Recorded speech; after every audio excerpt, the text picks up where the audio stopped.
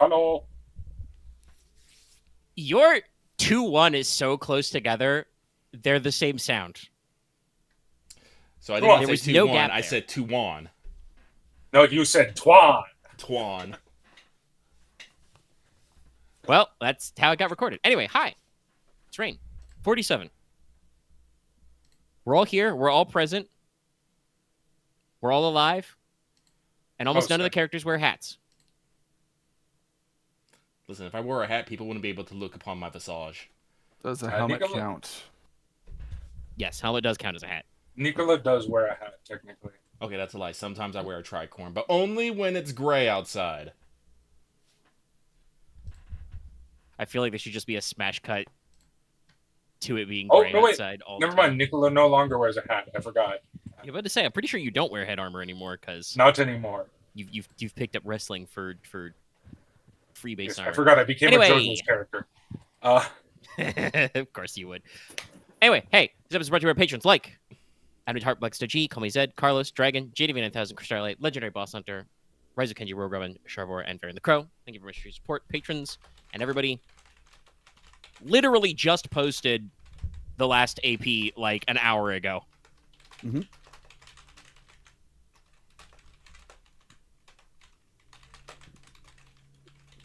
I should probably take some license. I'm weirdly stiff today. Not like sore, just like... Ugh. It's always the second day that hurts. Also, actually, I probably should have done this rundown later, but Lucky was correct that we need to move on. Hi, Loth. How you doing? I'm good. Okay, yeah. I don't think I wanted to check it earlier. I don't think I heard you speak yet when you got in. We all went like, oh, hey, Loth's here, yay! Now we record! Oh, we're good. Okay, everybody is here.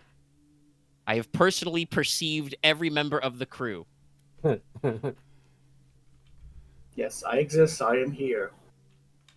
After checks are made. I will... some of you probably already have this blocked, but I'm going to repost my previous text block from when you examined the Codex Gridarvol about the clans. Exposition. Because that's the last thing we did. And as kind of previously mentioned, and a little mentioned off mic, I think some of this got out there, but basically, you guys have the Codex Gridarvol brought out. I described it. It's like a, several feet on a side. It's a big, hefty book because you guys are in the archives in the upper levels of the Silver Tower. During this examination, you probably are interrupted by what can only be described as a hopping staff. They go to wherever they store the Codex, they, bring it out, they set it on the big table, and like I said, a staff hops along. I think I described it previously, but to make sure it's on air. Gridarvol's favorite famous iron staff or iron rod is a roughly got the shape of a quarterstaff. It's a long staff as well, so it's about 9 feet long. And if you're like, wow, that seems long. While that is the upper limit for a quarterstaff, technically what could be considered a full-length staff or pole is basically pike length without a pike head. So it's very long. I think people underestimate how long spears are sometimes. Yeah, no. Like actual pike work is like, 10 to 12-ish feet, I think. Sometimes even longer. I think a lot of people think of like one-handed spears or boar spears when they think of spears. Well, it's because a lot of people perceive it as like spears, like an infantry weapon to fight other infantry. It's like, no, it's meant to fight horses. Yeah, no, and so you want a big, long spear for the horses to, Because horses are fucking big.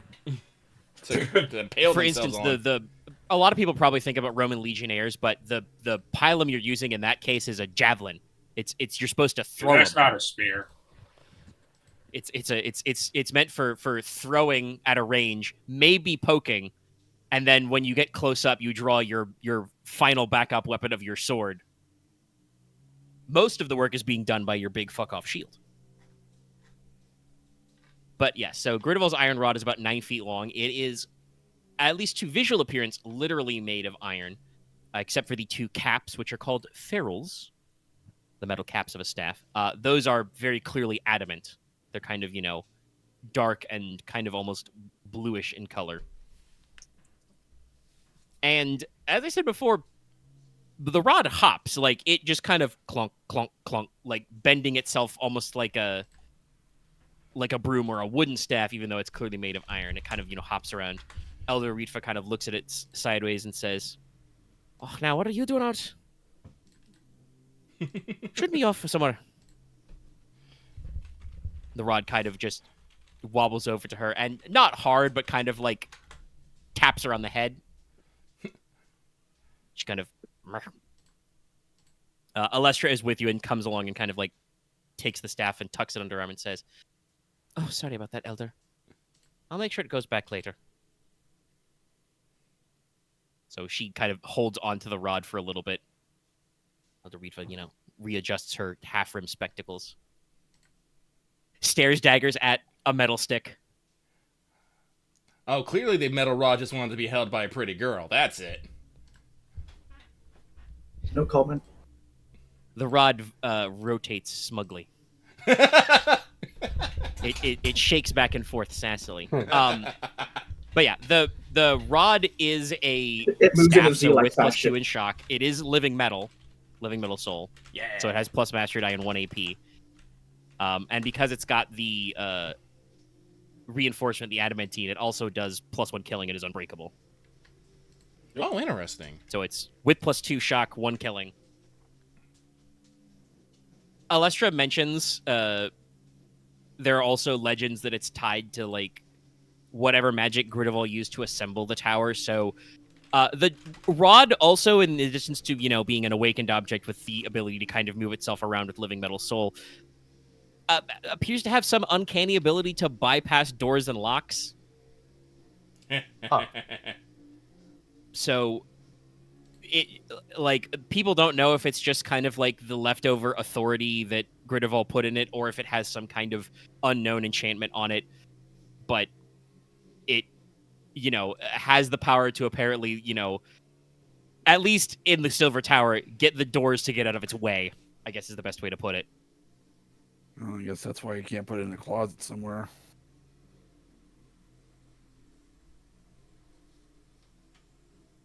The staff bends slightly annoyedly to Konrad. It wiggles obstinately in your direction. Inos is just gonna pat his chain at the side of on his hip and be like, "Don't you get any ideas now?" What? The chain rattles slightly, but you can't tell if that's because you patted it or because it's living metal. Keep in mind, I haven't explicitly said anything about this, but if we ended up with some like Tsukogami style stuff about awakened objects, the staff is like 1,000 years old, so it's had a lot longer to accumulate a personality. It is very much a personality. Yeah, I kind of figured. Whereas I have a Inos very- has had his chains for like 2 weeks. Yeah, They're new. I have a they're very new, important very question. fresh. Does it have a foot-like protrusion at the bottom? No, it cannot. Sculpted in steel. It cannot do that now. Okay, It so can't literally kick you. because I was just imagining the lantern from Spirit Wolf. I mean, it's a No, chain. it If just- it's like laying on the ground, it might just snap up and grab you and like tangle up someone's feet. I don't know what I'm talking about. But trying to do a thing. it could slither. Yeah. Coil. Anyway, It coils like a rattlesnake. it probably would vibrate, yes. But yeah,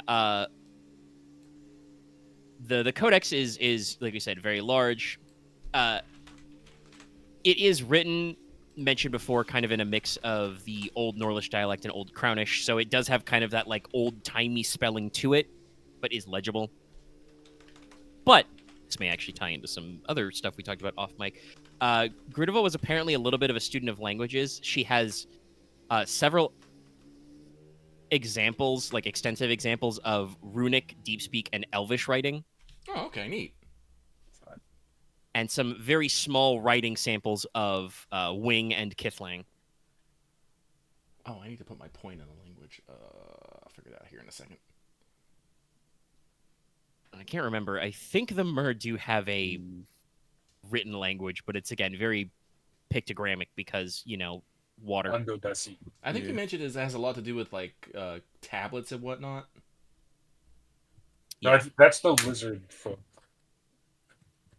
I think they also use wax tablets, but they did not have a written language originally. They not developed it. The merfolk, I think, keep probably stone or coral or other stuff tablets. Maybe occasionally, if they have to go above water, draw in wet sand kind of a thing.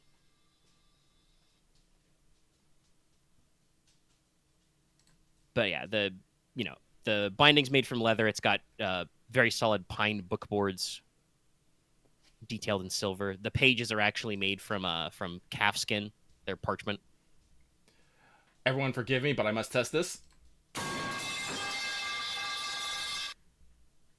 That God, echoed a bit. that's the long version. But now we have it. I suspect we will be using the metal pipe sound. But the done in dark ink, which is still pretty legible, which is pretty good for being so old, and Right. occasionally illuminated with powdered silver or gold. Ooh. Gridarvol appears to have done her best to accompany illustrations and sketches, and there are actually some plants or flowers pressed in the pages, but obviously there was not a formal sketching education going on, so She'd be doodling. her drawings are as best as she could do.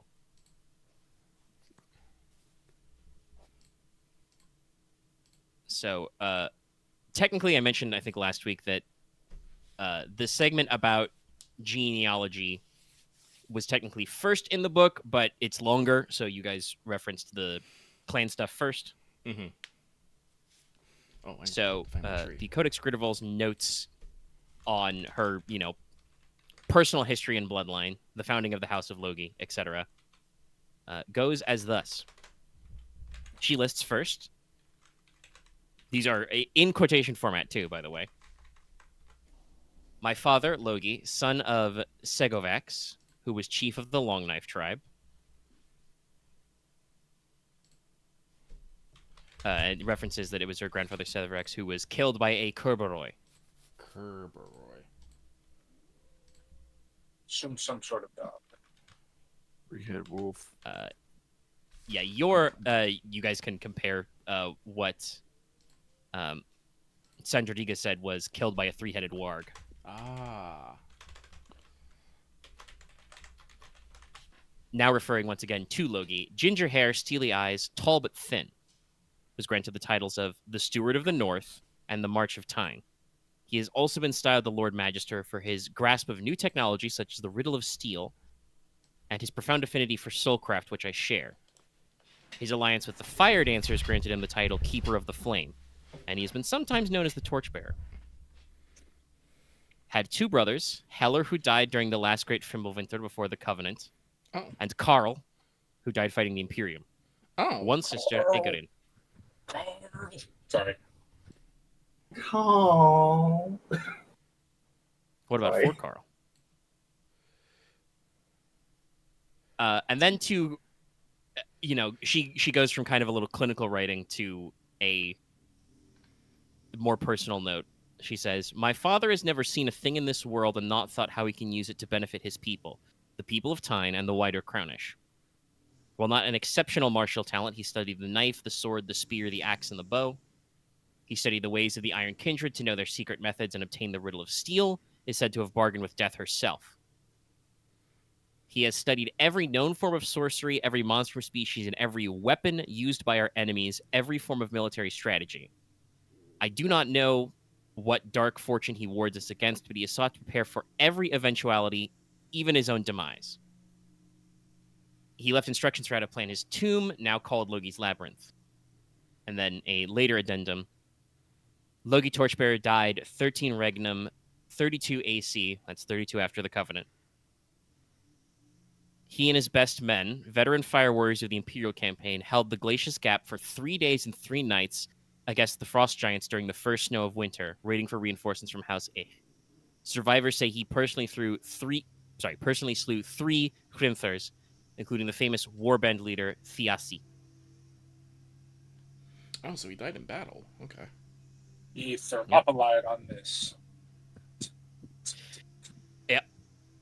Like I said, I think I mentioned as an aside when I talked about it that I'd done Frost Giant lore and stats that, yes, the Frost Giants are considered responsible for the death of Logi Torchbearer. So you guys have the blood grudge.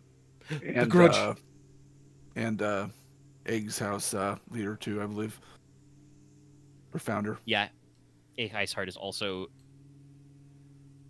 Basically, you guys had a long history of fighting Frost Giants. Well, I would note that while it wasn't a Fimbulwinter anymore, that Logi Torchbearer is said to have died in 32 AC during the first snow of winter. So several years after the Covenant, there were still Frost Giants to repel. Held out for 3 days and 3 nights. Guess they came in waves. Logi Torchbearer playing horde mode, baby. Also, honestly, like I said, pretty ballsy because it doesn't say exactly how many men it was, but you got to imagine, 32 years on, he couldn't have that many veteran fire warriors left. I have to somewhat apologize, but the thought that came to mind to me when we were talking about ice giants. They're big. I wonder if normal firearms actually would work on an ice giant, or if we actually have to make something that gets through that. I mean, they're able to They fight are them. described as kind of icy skinned. It depends on how close you are, I would guess. I mean, we got blunderbuss. So they probably have some kind of... Sorry, go ahead. Oh, nothing. Just saying a thought out loud. I was My just going bad. to say they probably have some inherent, AR. So firearms are not intrinsically better than anything else in that. But, an arquebus is like AP1. Yeah, true. A blunderbuss should have AP, right? Blunderbuss? No, that's lead shot. That's just a lot of little ouchies.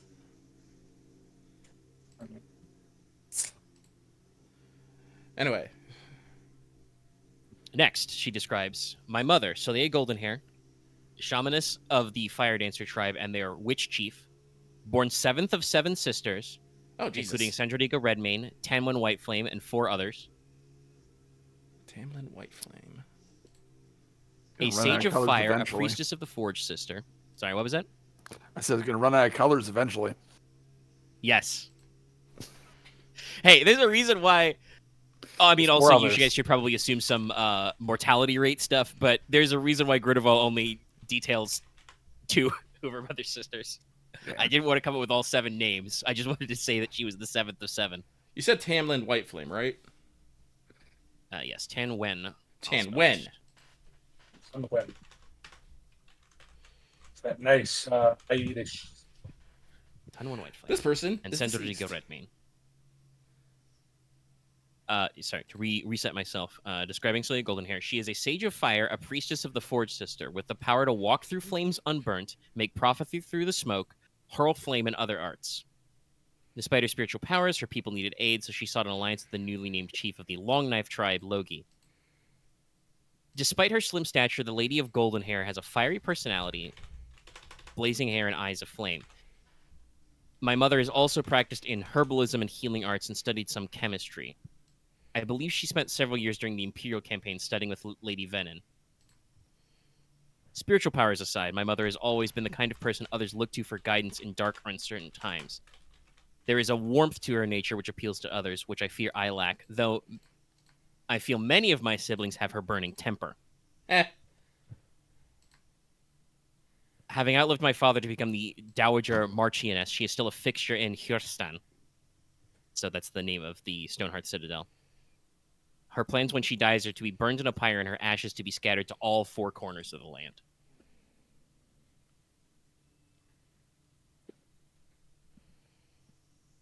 And then next we get into siblings Logan, son of Logi and Soleil, my eldest brother, who inherited the position of Marquess.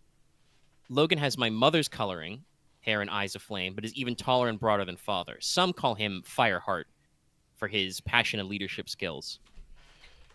While he lacks any obvious sorcerer talents, Logan is an excellent administrator, tactician, and leader of men, and has particularly taken wielding the Biden-hander Firefang, as father's blade was buried with him. Logan has studied the ways of our forebears extensively and was the only one old enough to serve in the war against the Lost. And yes, she phrases it as the war against the Lost. Where he served as a page under our aunt, General Sandrodiga.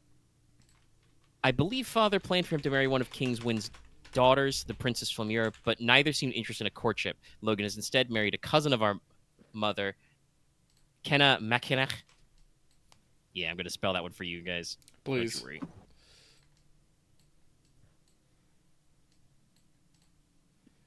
Was the name of his sword also?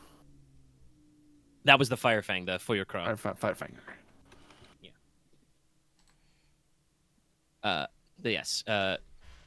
Married a cousin of our mother, Kenna Makinach, who was raised among the Long Knives and was a fellow vanguard of the Fire Warriors, sometimes called Kenna the Glass Knife. They have 3 children. The eldest, Logain, daughter of Logan, will inherit the title. So hey, I told you, but I kept the log train rolling. That was the third. Never escape it. Joke's on you. I try with that. Give it names. Logain. So yes, there's some interesting factoids there, because that's something you guys can say for sure that the 3 of you are 100% direct line descendants from Logan. Yep.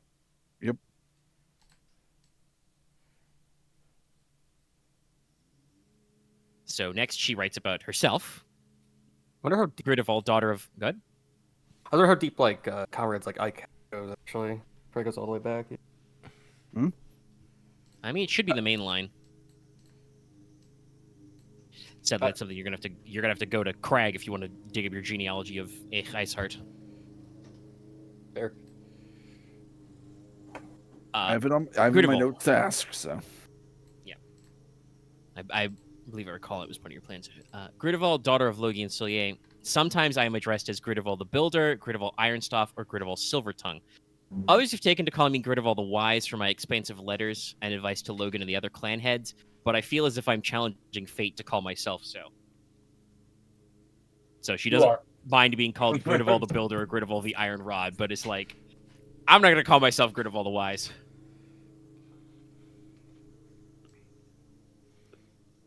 I do not believe I am regarded as a great beauty, but I am as tall as my brothers with flaming red hair and eyes of polished silver. Alone among my full siblings have I displayed the art of soulcraft and have since birth. I have served as my father's apprentice in the art of sorcery, and now I gather those who wish to study to my tower, having been granted stewardship of the western reaches of the Pillarlands and the Giant's Bog.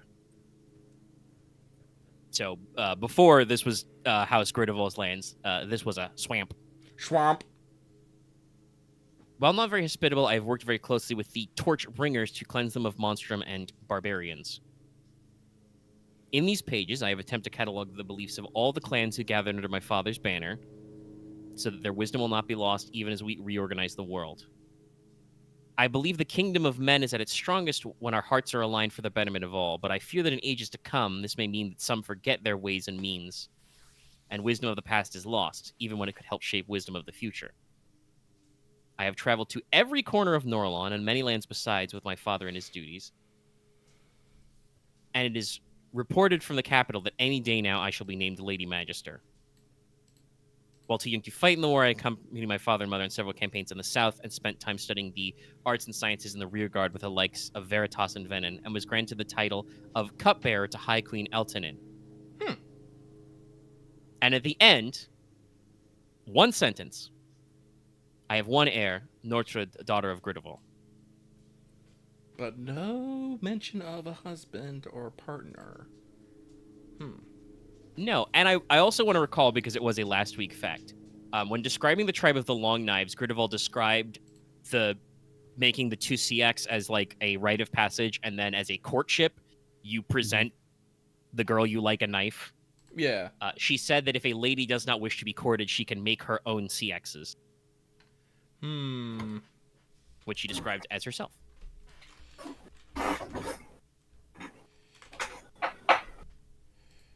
Nortrude. But those are pretty big, so the next couple are a little shorter. She says, Amir, son of Logi and Solier, also known as Amir the Red Hawk. Scarlet hair, tawny eyes. There is no faster runner, better horseman or hunter in the lands of the north. And of my siblings, he is the best with the bow and the lance.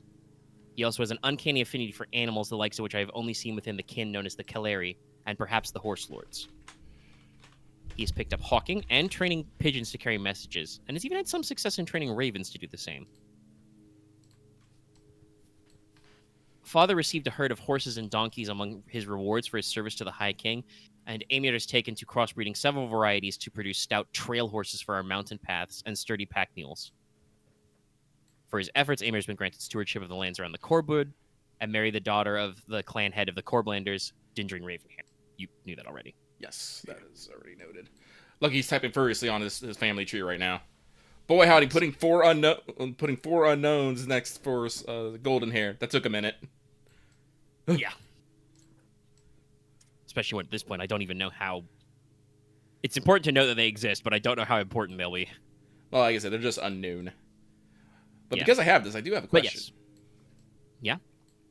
Yeah. There's no mention of Logi Torchbearer's sister, Agrin? No, not yet. That's actually Gridarvol lists Agrin last. Okay. No, because you mentioned Card and Heller who died, and I was like, Agrin? They? Okay. At this time was alive, yes. And Gridarvol's passages about her are located later in the Codex. Okay. But yes, also you guys learned some facts about Amir. You know, you kind of knew that he was swift and fast and was the animal one. You know, training ravens and the like. But also is responsible for a couple of the, you know, kind of mountain trail horse breeds you have around here.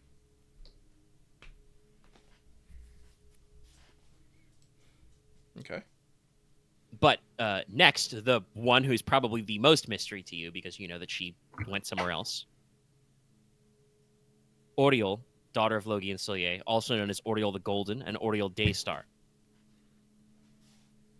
My youngest sister is slim and slight, with red gold hair and eyes like amber. She has a bright personality, the kind of girl who lights up a room with her presence, taking after our mother, though perhaps without her deep spirituality and conviction.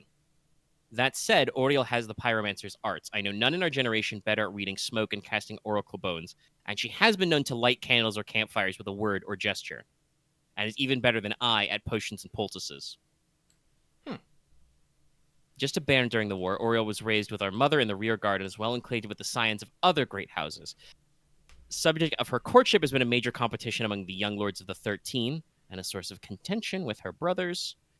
But recently she has been betrothed to Marquess Medius, son of the Hammer. Another matter in the rival between the House of Malleus and Marak the Horse Prince. So, you've learned some things. First of all, you have the name of the first inheritor of House Medius, or House Malleus, who's called Marquess Medius. But apparently, not only does the rivalry between the now defunct House Malleus and Cheval go back that far for practical reasons, but also there was a girl. There's always a girl.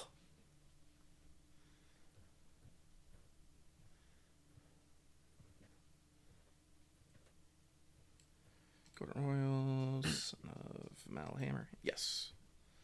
That is noted. So next she describes Agenhild's sword sister, second wife of Logi. Lady Agenhild is an Alban woman of the Dragon Slayers tribe and served among the High King's Bloodsworn Shields during the war, and is also a Dragon Knight. Right. You guys can assume that Bloodsworn Shields got contracted to Blood Shields at some point. Daughter of Batraz, the king's sworn brother who died before the Covenant, Agenhild was sent to House Teine as a concubine along with 30 maidservants, 30 fighting men, a herd of horses, 3 galleys, 4 chariots, the sword fire crawl, 50 sets of mail, 100 iron swords, and 100 talents each in gold and silver. That's a hell of a fucking dowry. Jesus. Damn. Well, I should say this was not just a dowry. This was also basically High King Wynn's like down payment on like, you're one of my peers now. Here, take these boons of all the lands. Wait. So Aglin's Soren's sister was the daughter, excuse me, of the brother of High King Wen? His sworn Oh, brother. They sworn were brother, not excuse me. literal Okay. brothers, but Okay, yes. excuse me.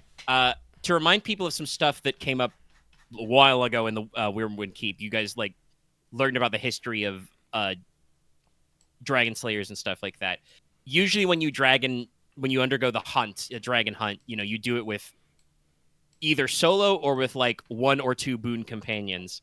High King Wynn had a boon companion who was killed through shenaniganery by the Imperium before Veritas called him away. That was Batraz. Batraz had, clearly was a little further along in his life and had an heir who was Agenhild. Also, I'll copy out for all of you the full. Sorry, let me just go scrolling. Full blob there. Wow. How do you spell Batras? Batras? Z, but yes. Oh. Let's go. Batraz. Oh, that's how it's spelled. Okay. Batraz. Through Corral. Sorry, there we go. There's my place. My father did her the honor of officially taking her as a wife, the junior to my mother. She has pale skin, golden hair, and green eyes. Agenhild is a master of the great bow and the great spear, and has experience with riding dragons, but she is also a blade master of considerable skill, having claimed over 24 duels and having personally slain 13 of the Imperator's Praetorian Guard at the Trivertum. Jesus. I think in Sandra Diga's story, she reported that she got like 3 or 4 before she ran into somebody called a lictor. Yeah. Yeah. Victor. So she has been a tutor in fencing to my siblings and their children since, and commanded our local men in the art of slaying the dragonkin which lurk in the slopes of the mountains named for them. Excuse me. Since my father's death, she's begun building a new castle in the foothills to guard the passes to the other provinces upon Vatnir's old fort. So that's now Castle Vatnir, you would assume.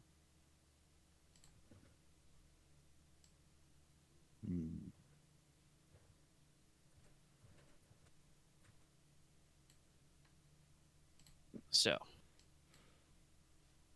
Sealmund, first son of Logi and Agenhild. Some call him the Raider Knight, is the only member of my family besides perhaps my aunt Aegon who has any affinity for boats or water. He is a natural swimmer and rower, and has an affinity for sailing.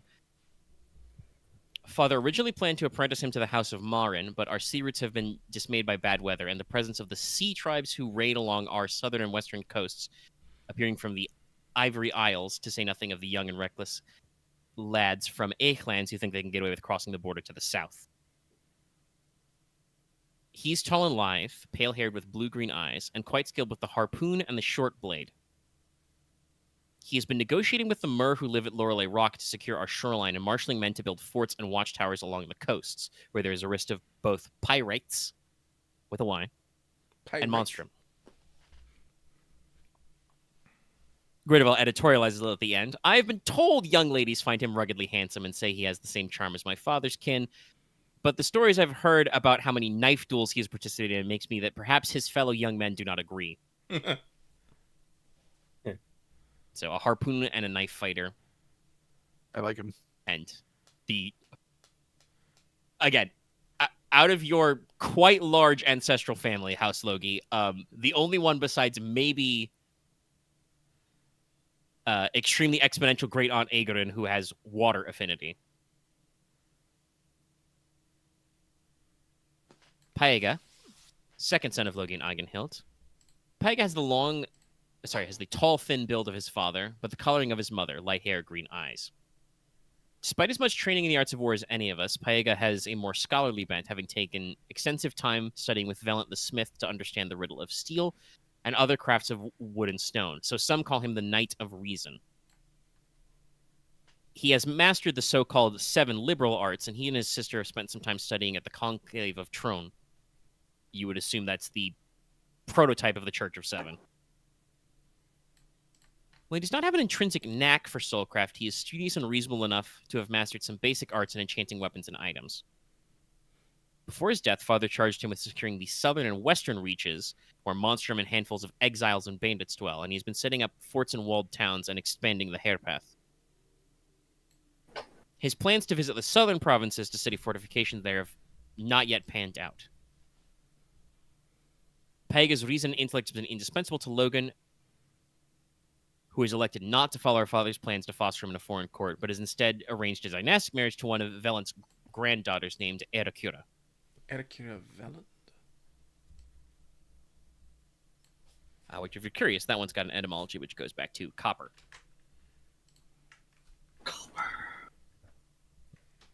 But yeah, so as previously expanded, House Palak was founded by the descendants of Paega, but not him directly, because he apparently never got a chance to complete his plan to study all forms of architecture and fortification in Troikaron. How do you spell Valand again? Because I know it's not Wayland. Oh, Valant the Smith? Yes. It's like Wayland, but with more V's and T's. All right. Because that's female, then her father is Valant. Okay.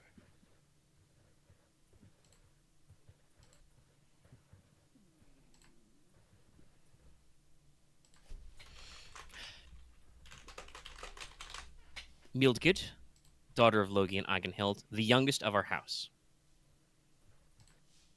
She is of an unassuming average height and build, with golden hair and pale blue eyes. Mildgid is perhaps the best student of swordsmanship under her mother among all my siblings, but has the gentlest demeanor. Some have called her Mildgid the Fair, Graceful Mildgid, or the Knight of Mercy as a result. She has some minor ability with miracle work, though if this is through her relation of her mother as a dragon slayer or through her own faith, I cannot say. Also, by the way, I should point this out. Gridarvol did not phrase it this way, but used capital letters for Dragon Slayer. That means that you should assume that Agenhild's sword sister killed a dragon and ate its heart. Ooh. So, Gridarvol is like, okay, I don't know if my youngest sister can do minor miracles because her mother was a dragon sorcerer or just she's really faith-y. Faithy. Mildgid has spent some of her time abroad at the Conclave of Trone studying under Lady Veritas and is the best versed of us in the Septascript, the conversation between King Wyn and the victorious son, the Father of Flames. Barely an adult when our father passed, her exact position in the house is in flux. She has, however, expressed interest in the Chalice Knights who serve as Veritas' honor guard and manage the holy relics of the High King.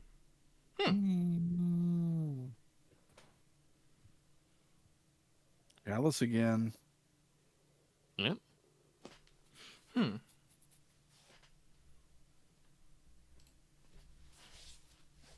She also, Gridarvol also says that,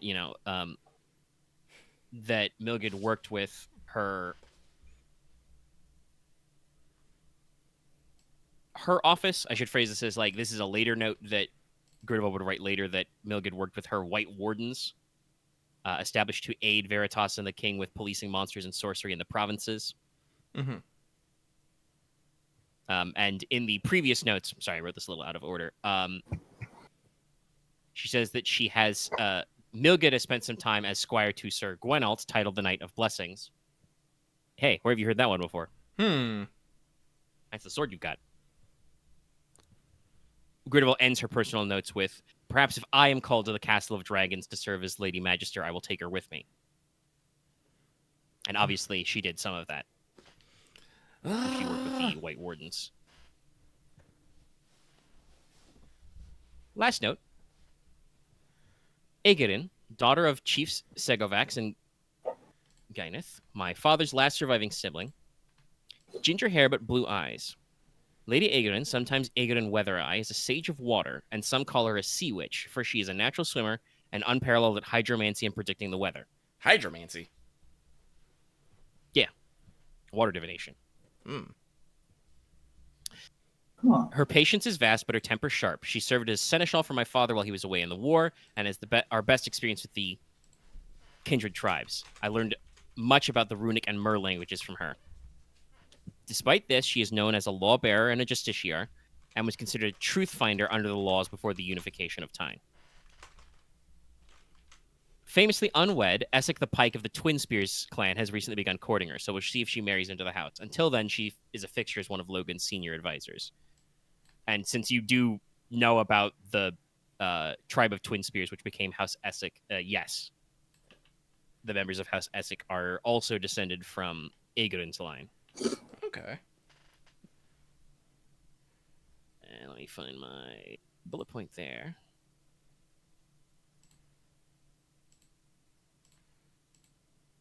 Because we're going to post another text block. Mm. That's all bullet points. Big Download. ass. Download. Stop all the downloading.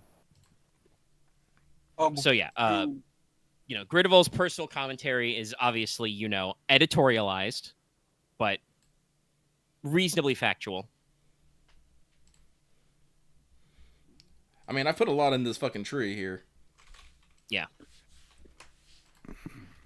And kind of following along from that, the other historical records of the time or further commentary in the Codex can kind of resolve a few things. For starters, you did immediately observe when I called out Gridarvol's daughter, Nortrud. That's Gridarvol has her named as heir, but there's no reports of a father and no official marriage records. The name Nortrud means strength of the north, but descriptions of her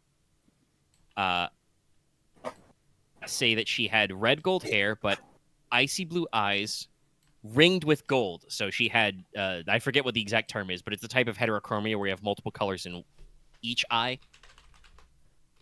Yeah. And being an exceptionally hale and hearty woman. While very minorly gifted in soulcraft, she was a fierce fighter and a successful dragon hunter under her, would that be grandmother-in-law, I guess? Can you do a step-grandmother? Anyway, Agenheld's sword sister. So she was trained under this sword by Agenheld. And did apparently kill some dragons. Rad. Nortrud married one of Gridarvol's senior apprentices who was ranked in the newly founded Order of the Silver Tower and worked with her White Wardens. I have notes about reading between the lines. Do I want you to roll for this? Or do I want to just tell you?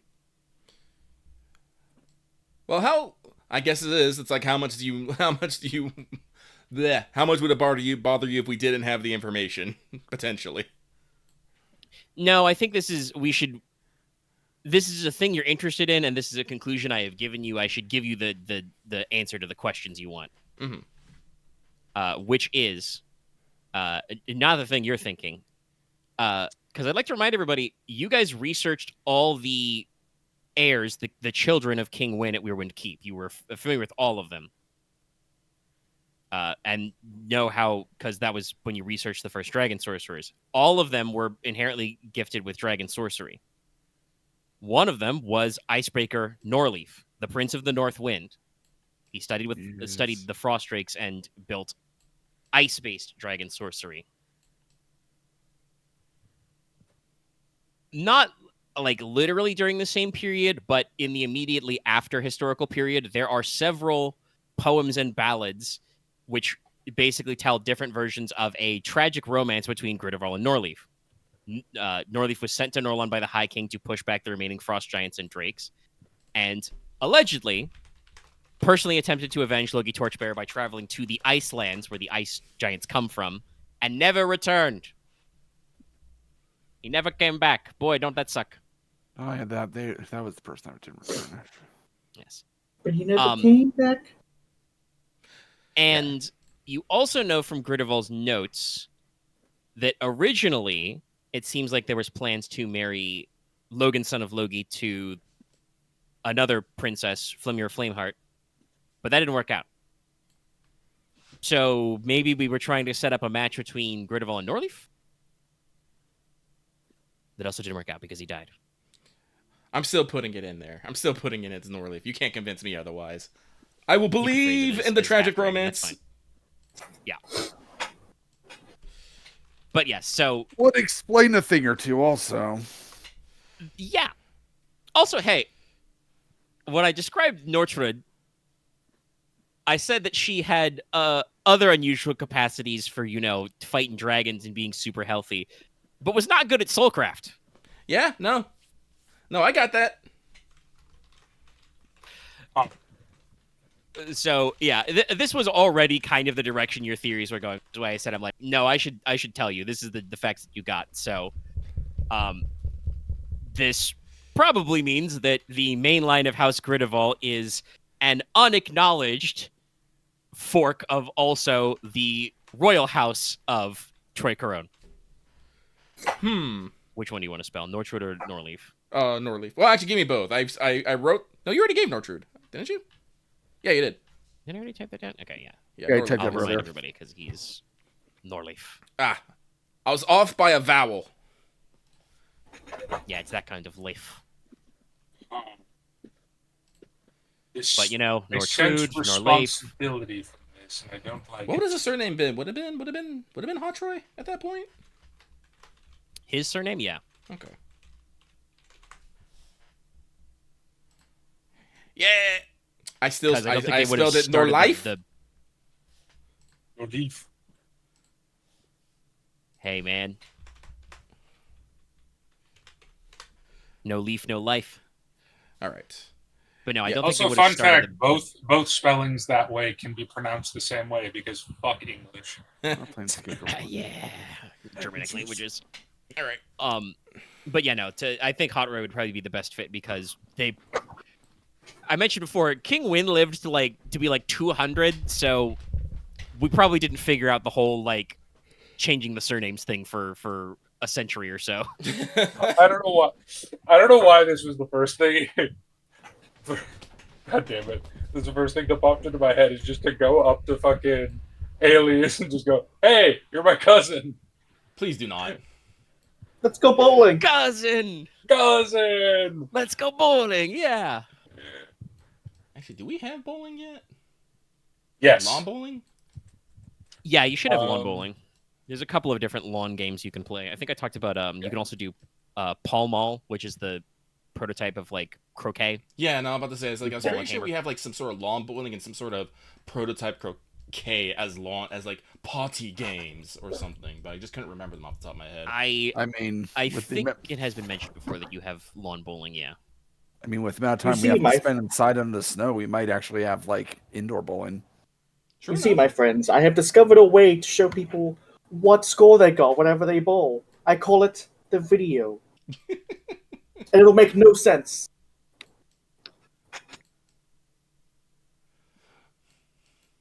I'm sorry, I'm just thinking about all the ridiculous bowling videos you see when you do anything. I'm just like, what is happening? Ah! Yep. All right, well, the family tree, the ancient family tree has found out much more. Yeah. Confirming some of the other stuff, with hard facts. Yes, Paiga married Erdekira Velant, which would eventually be formalized as House Wayland.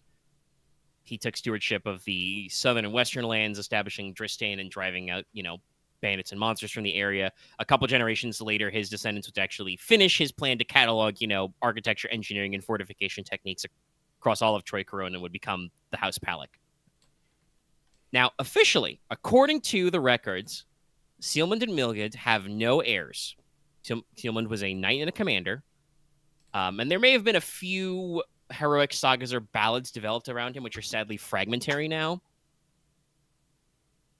But as best can be proven with historical records, he spent a lot of time fighting bandits, sea raiders, and oceanic monstrum. He died relatively young fighting what are described as the sea tribes. This is a phrase you've heard a couple of times in the records that we're not sure about. Sea tribes. There were allegedly a quote-unquote sea tribe who used to live on what is called the Fang Peninsula, which is the little bit sticking out of the bottom of Norlon. But House Gladwin's ancestors, drove them back into the ocean. There were also supposedly, raiders and ungoverned peoples living in the Ivory Isles, the offshore islands of the Fogveil, until eventually the Fogveil formalized a house to govern those. And, hypothetically, you guys know about a sea route to the cauldron, so there could have been boat-going cauldroners, but they didn't really have long-range sailing back then, so... yeah. There are also some theories, Multiple choice question. Yeah, to add one more multiple choice also, there are some historians who just say it was just people in disguise pretending to be foreign raiders. I think Egg's a little too proud for that. Early feuds. But there were, wildmen from the Ivory Islands and refugees from Norlon, and could even be the Cauldron. Nobody knew the Cauldron was there, but it'd be very weird. Officially, Mildred is not marked as having joined the church, but she did study with both the Chalice Knights and the White Wardens, which is founded by Gridarvol as the Lady Magister. There is no official date recorded for her death, but seems based on the records, she was around for when they supposedly lost the Holy Chalice, so she could have joined the Knights on their quest to recover it. Which would mean she, went all night errant and started wandering around at all four corners of the earth. I probably should actually spend some time and figure out more stories about the Chalice Knights. And if you guys want to know more about the White Wardens, we've mentioned them before. They're defunct now. They were an office, a kind of I think I've called them, departments of the crown before. They wouldn't be that formal, but it was an order that was founded to protect the High King from, quote unquote, black magic and monstrum, located under the Lord Magister. In Gridarvol's own words, she described them being used to combat hostile monsters and sorcery in the provinces. Once very important, their political power waned over time in competition with the Blood Shields and the Dragon Riders, the Dragon Knights, who also were reduced to a normal chivalric order around the time of the War of the 13. You guys know a lot about the history of the Dragon Dancers. Yep. And ultimately, the White Wardens were basically disbanded during the Great Reformation, which was around 200 years ago. All of the activities of their office were put under the purview of the Department of the Inquisitorius. It was decided that, spiritual health was no longer a factor for the High King to manage. That should be under the Pontifex. Their previous headquarters, if you guys ever wanted to go dig up their old records, was the Palais Clairlune, the Palace of Moonlight, which is now controlled by the Second Prince.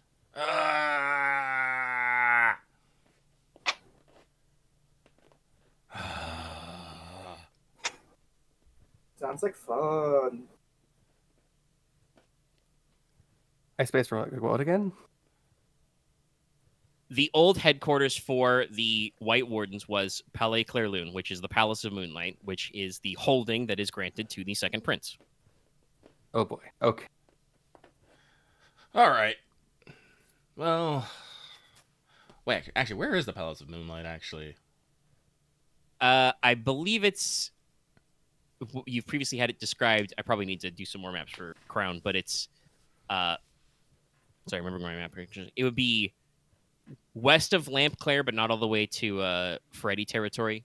okay. When you guys went down to Four Leaves, the rest of the Crown party was going to head back through the palace to go back to Lampclair. Ah, that's right. Now that you mentioned, I do recall that. Well, I do have an open invitation. Nope. I should probably take advantage of it. You can ask about it. You can see. Let's see. My notes. You guys have some other later down genealogy notes to ask about. You also want to ask about Rainulf Logi, and maybe a little about Oldelbrand. So give me a second to scroll.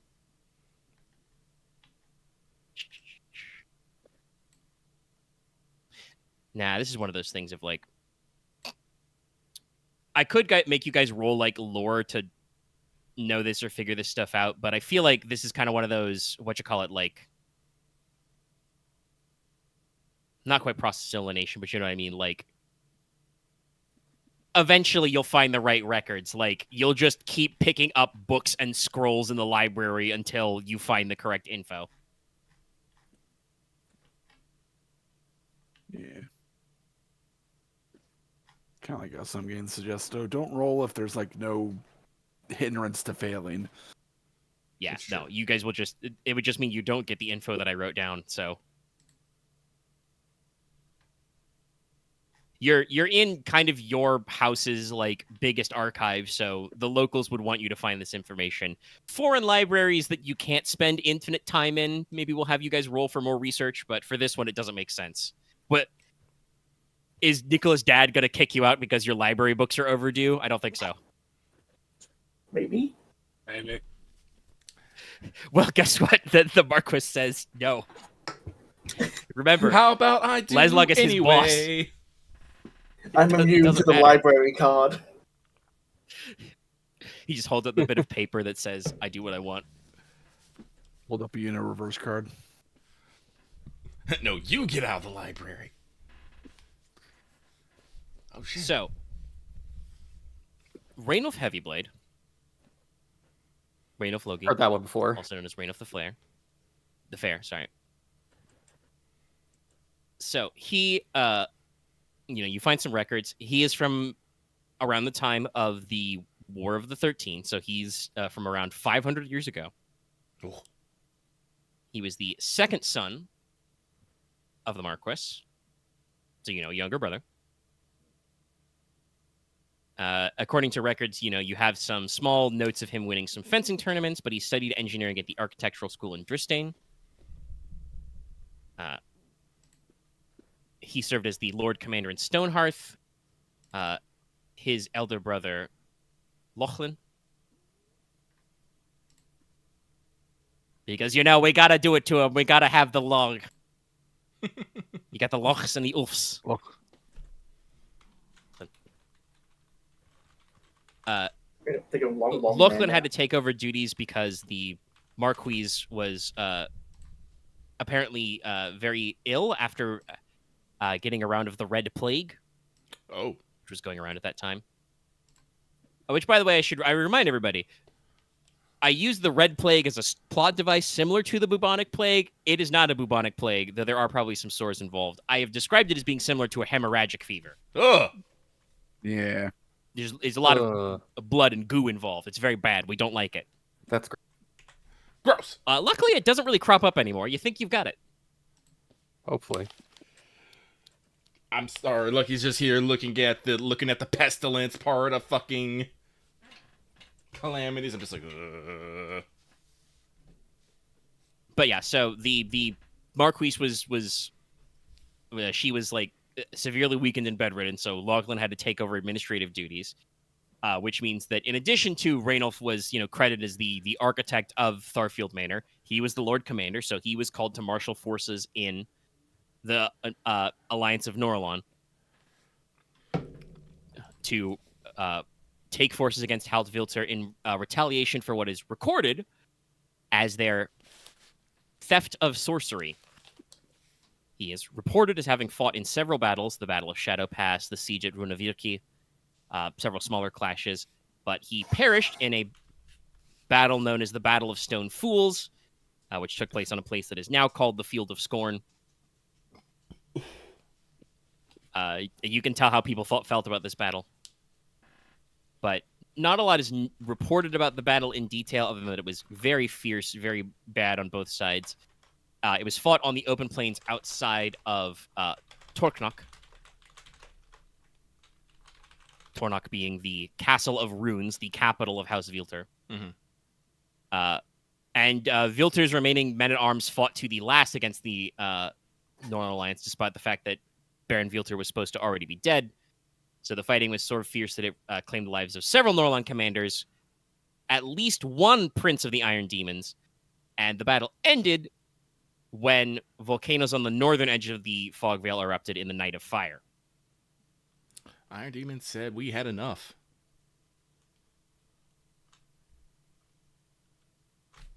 So it was real big bad.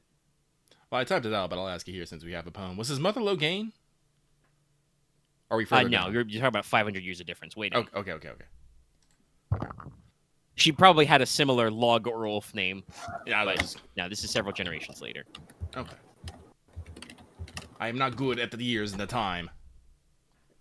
No, yeah, different war. I scrolled too far. Where was I? I wish I could just make separate entries on this fucking... just like add Just ancestor. power notes. Talking back. Yeah, so you know about.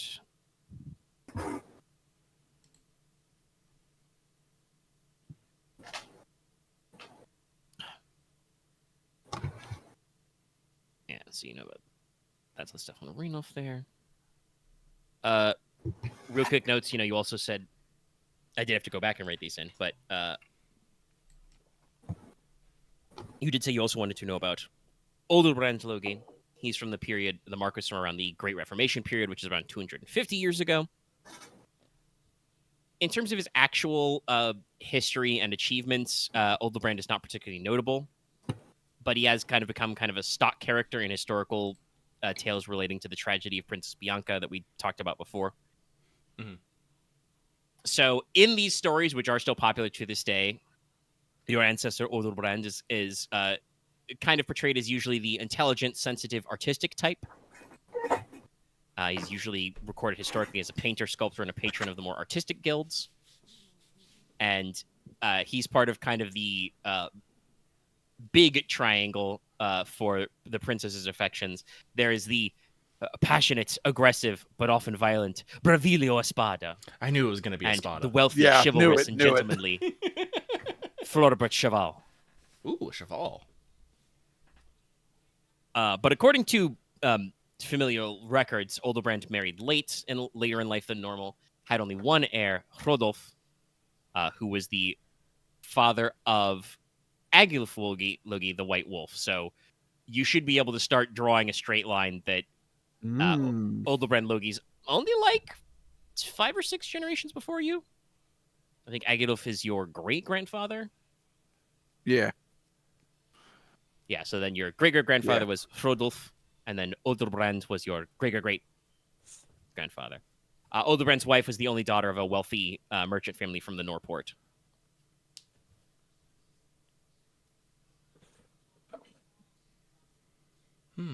So any other genealogy-type questions you guys want me to field while we're here? No, I think we're good. Definitely feeling like I need to go make sure I look into... As I rapidly click through my game. Here we go. To That's how I feel right now. Silamund and Mildred. But everything else seems pretty straightforward. Agrind went on to found House Exit. Golden Oriole went off to House Malleus, which is its own thing, but maybe I don't know, maybe if we go hang out in the fucking mountains, we'll... Oops, I didn't mean to hit that button. We'll figure that out. Sorry, do some antiquarianism. It's not Yeah. archaeology yet. Yeah. Let's see here. Amer went on to found House Amir. The Gridarvol Norleaf thing is actually interesting, and... Well, makes what I have to say to Alestra that much more important, I suppose. Then, since you are researching, unless you guys want to take a break and do some in-character conversing. I'm probably But going to the wait next till... on your list is the Fogveil. Yeah, I'm going to probably wait towards evening to speak to Alestra, so... At some point, Konrad would say, I need a drink. Does anyone else want a drink? Not a bad Inos has idea. probably been writing a bunch of notes down, so... Yes, Nicola Inos could probably use a drink, yes. Go with Konrad. Probably a good time for a break. Not really for like a role playing. Just like let's go on. I need something to like help me process all this. Alcohol, that's good. Inos will probably get up and That's stretch, right. walk around, and get a drink too, because he has probably been furiously scribbling. Yes, and I will say they're good at copying and library stuff here, so you probably can't drink from tankards in the archive rooms. Probably not, no. You have to go out into like public spaces for that, but they can easily do that. Set you up on some benches, get you some light beers, some fresh waters. I don't Like think you the said staff. before, if you I want don't some of think. the I don't harder think stuff. the staff needs one.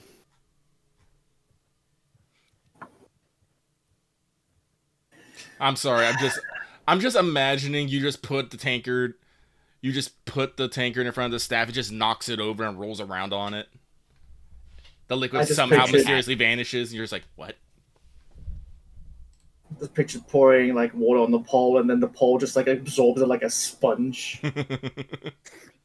I mean, my first thought when he joked about it, I was gonna be like, the staff's gonna smack Comrade in the shin. Just leaps out sideways, clank. Ow.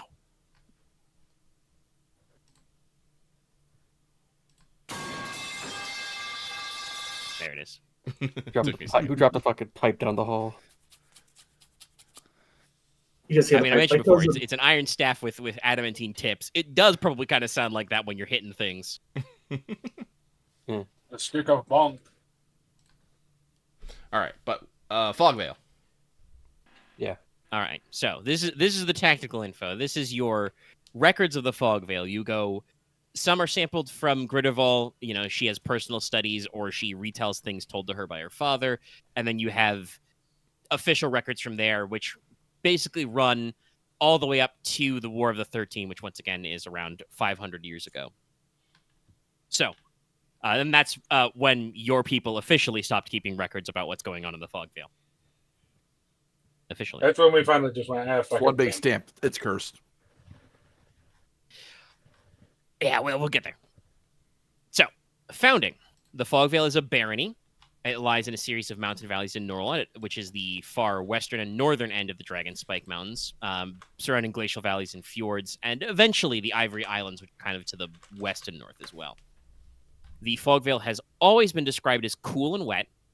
Clouds, fog, and rain are omnipresent in late spring and early summer, and the region is barely considered dry during the harvest season, and it is cold and windy with serious snow in winter, enough to occasionally completely block mountain pass routes to the other provinces. So they are naturally kind of an isolated people because, hey, guess what? You guys on the Teine side are technically in the rain shadow. You were on the dry side of these mountains. Which is not like the worst because, the parts of the Great Plains of the U.S. are technically like in the rain shadow zone. But the Fogveil is the wet side. Ew.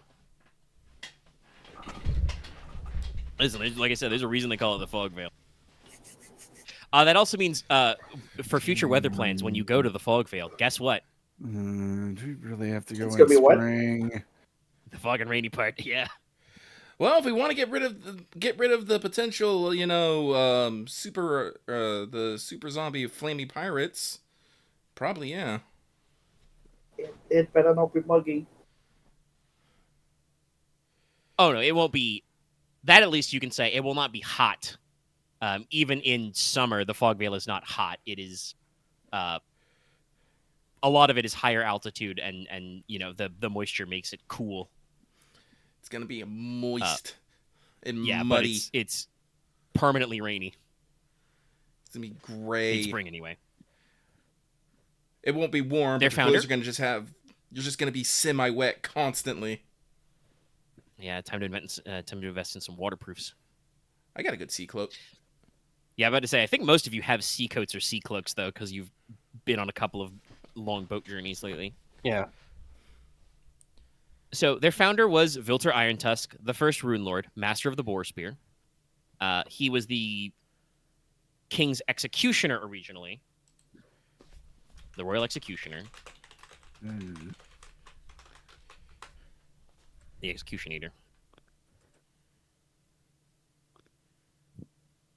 Executor.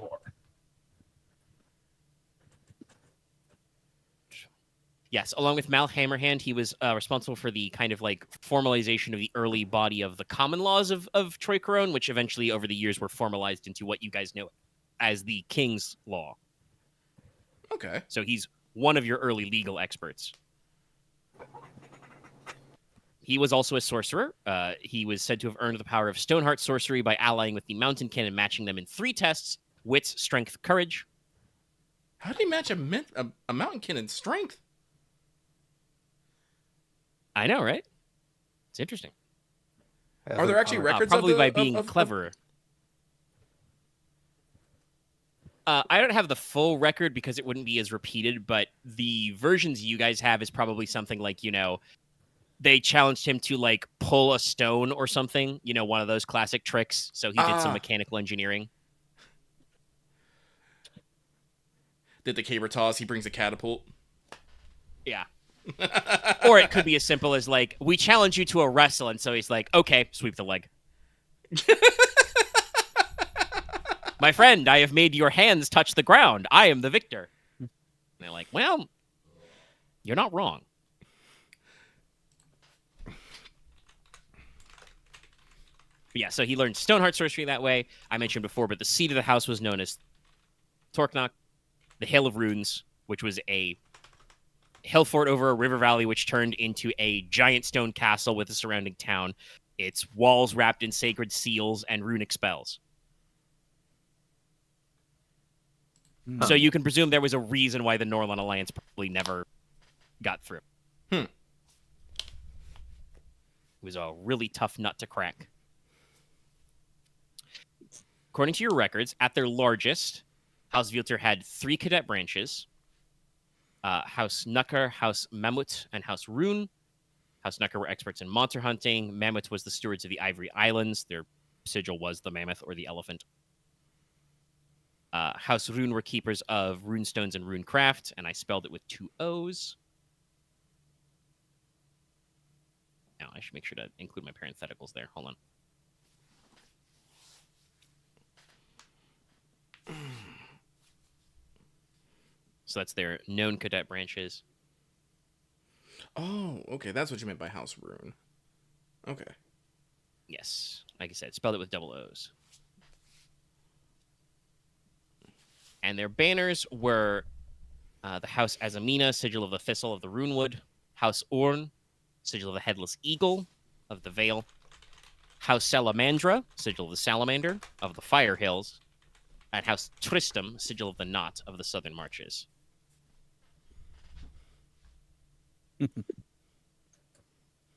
And yes, also, you may be surprised by Headless Eagle. Yeah, apparently that's a legitimate heraldry symbol.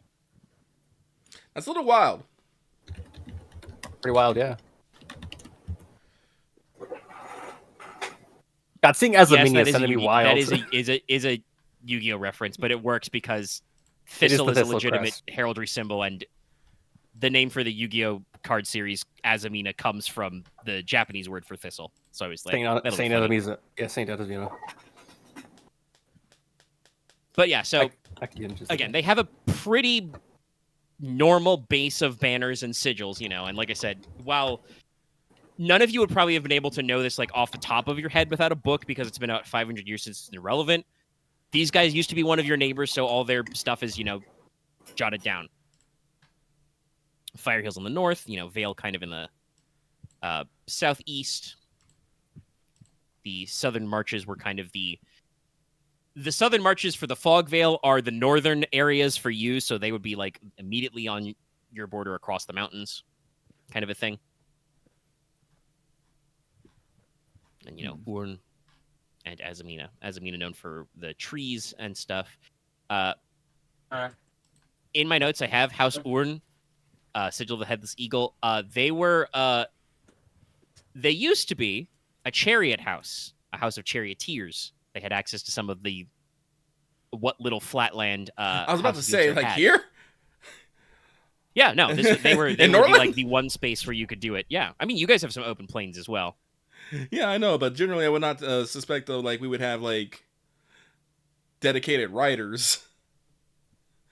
Just because we have so many, like, Yeah, I mean, like, hills, forests, mountains. you can build some sturdy chariots. Hmm. Don't forget, there were quite a lot of Celtic charioteers. Yeah, so actually, I I suppose. was gonna remember. I think there were Listen, some Eastern a European chariot cultures. is just a sled without the snow. This is also kind of true, depending on what you've got pulling it. But also, you say that incredulous thing. Much like how House Ferretti used to be a charioting house, and that's kind of fallen by the wayside roughly around the time of the War of the 13. House Orn did not fare very well in the War of the 13. The alliance of Norlon was very well equipped for chariots. Oof. So, because they had access to things like, or rather, it was part of their territory to have things like the Fire Hills, which are the like active volcanoes in Norlon. Fogveil had some of the best but smallest farmland. Like, they didn't have a lot of good farmland, but the land they did have, very rich, volcanic soils. That high carbon content, baby. Yeah, so they grew artichokes, barley, oats, root vegetables, and domestic berries. But they had to deal most frequently with things like earthquakes and volcanic eruptions. The Fire Hills and the kind of northern spanning mountain range known as the Breath of the Dragon. They supplemented their diets of fruits and greens with large amounts of ranching and farming. They had oxen, hogs, some goats, and also hunted wild deers, elk, boars, bears, and in the early days, mammoths. Obviously, the mammoth population did not survive very long against human. I had mammoths. Not mammoths. God damn it. Well, that was the house that ended up taking over the Ivory Islands was called House Mammut. Pretty close. Like mammoth. Essentially the Oliphant. So, to do this, House Vilter and the other houses of the Fogveil had kind of an interesting, I would say, like, reputation. They were known as honorable and straightforward guys. You know, sometimes a little boisterous, sometimes a little fighty, but generally, up until the war, they were considered kind of like straightforward folk. If anything, their failing was that they were sometimes too oath-bound. At least out of the three Norlon houses, House Vilter was definitely the house that would, like, stay true to their word, even if it was dumb. Huh.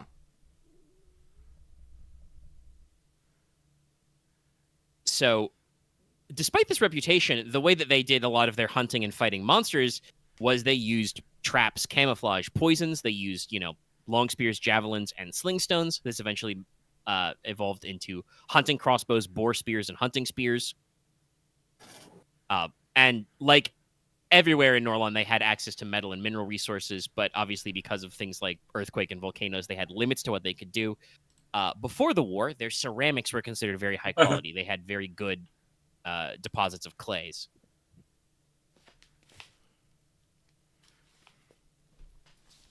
But yeah, no, like I said, they were technologically, they seemed like they were a little bit of a step behind even Aich, but especially also Logi. But they made up for it with their rune sorcery, and like I said, they were alleged, once upon a time were considered to be very upstanding members of society. What changed? So your reports of the War of the 13. Thank you for the segue. Your earliest recollections of your house by your historians are a little sparse. It was a very chaotic time, and there was a lot of stuff going on. The reason why it started in the southern provinces is reported that in the south, they had the largest outbreak of the Red Plague. It gripped the capital regions, which limited the authority of the crown, and caused reduced growing seasons and famine because, hey, if nobody wants to leave their house to go farm because of plague, or they're all ill of plague. Production down. But basically, this drove House Malleus and House Venom to enter into an alliance to seize foodstuffs from Cheval and even Ferretti. They briefly allied with House Caleri to launch similar expeditions against Houses Oro and Espada. In the north, you guys still had the plague, but it wasn't as bad because it did not spread as far in the cooler temperatures of Norlon. So Vilter was not paralyzed by plague, but did have similar issues of famine due to shortened growing seasons and several harsh winters. Their last Baron is usually, his name was historically recorded as Guthrum One-Eyed, but he is now usually referred to by later historians as Guthrum the Fool. According to reports, he first used Stoneheart sorcery, using the Rune of the Iron Heart to keep his warriors fit and healthy. So if you guys remember the description of the Rune of the Iron Heart, that's a rune you do that gives you, like, days where you don't need to eat or sleep. And also it gives you protections against, like, morale attacks and intimidation and stuff. But also I think gives you a penalty on basically all charm checks. Yeah, I'm about to say, it's like, it kind of makes you a little, stone-faced. It's a rune which hardens your heart, so you don't need to worry about eating, and you don't need to worry about sleeping. But, you know, not good for social. So, like, this was how he kept his warriors healthy, even with low food, but clouded their judgment. And then a lot of the history and stuff is, like, you know, not known for sure, but the general conclusion by the scholars in time that you have is that allegedly his court advisors first had him launch a failed expedition to search for resources in the Icelands, which never returned, which wasn't a brilliant plan. They're called the Icelands. And also, I think the only person who has ever claimed to have gone to the Icelands and come back was Eich Iceheart. You know for a fact that Icebreaker Norleaf allegedly went to the Icelands and never came back. Mm-hmm. And now you can add some number of men from Guthrum One-Eyed. Next, either he or his advisors tried to put the blame on the lack of, you know, life in the land on either the Iron Kindred or their sorcery, you know, Soulcraft in general. And so this led to the incidents which was recorded as the Night of Fools.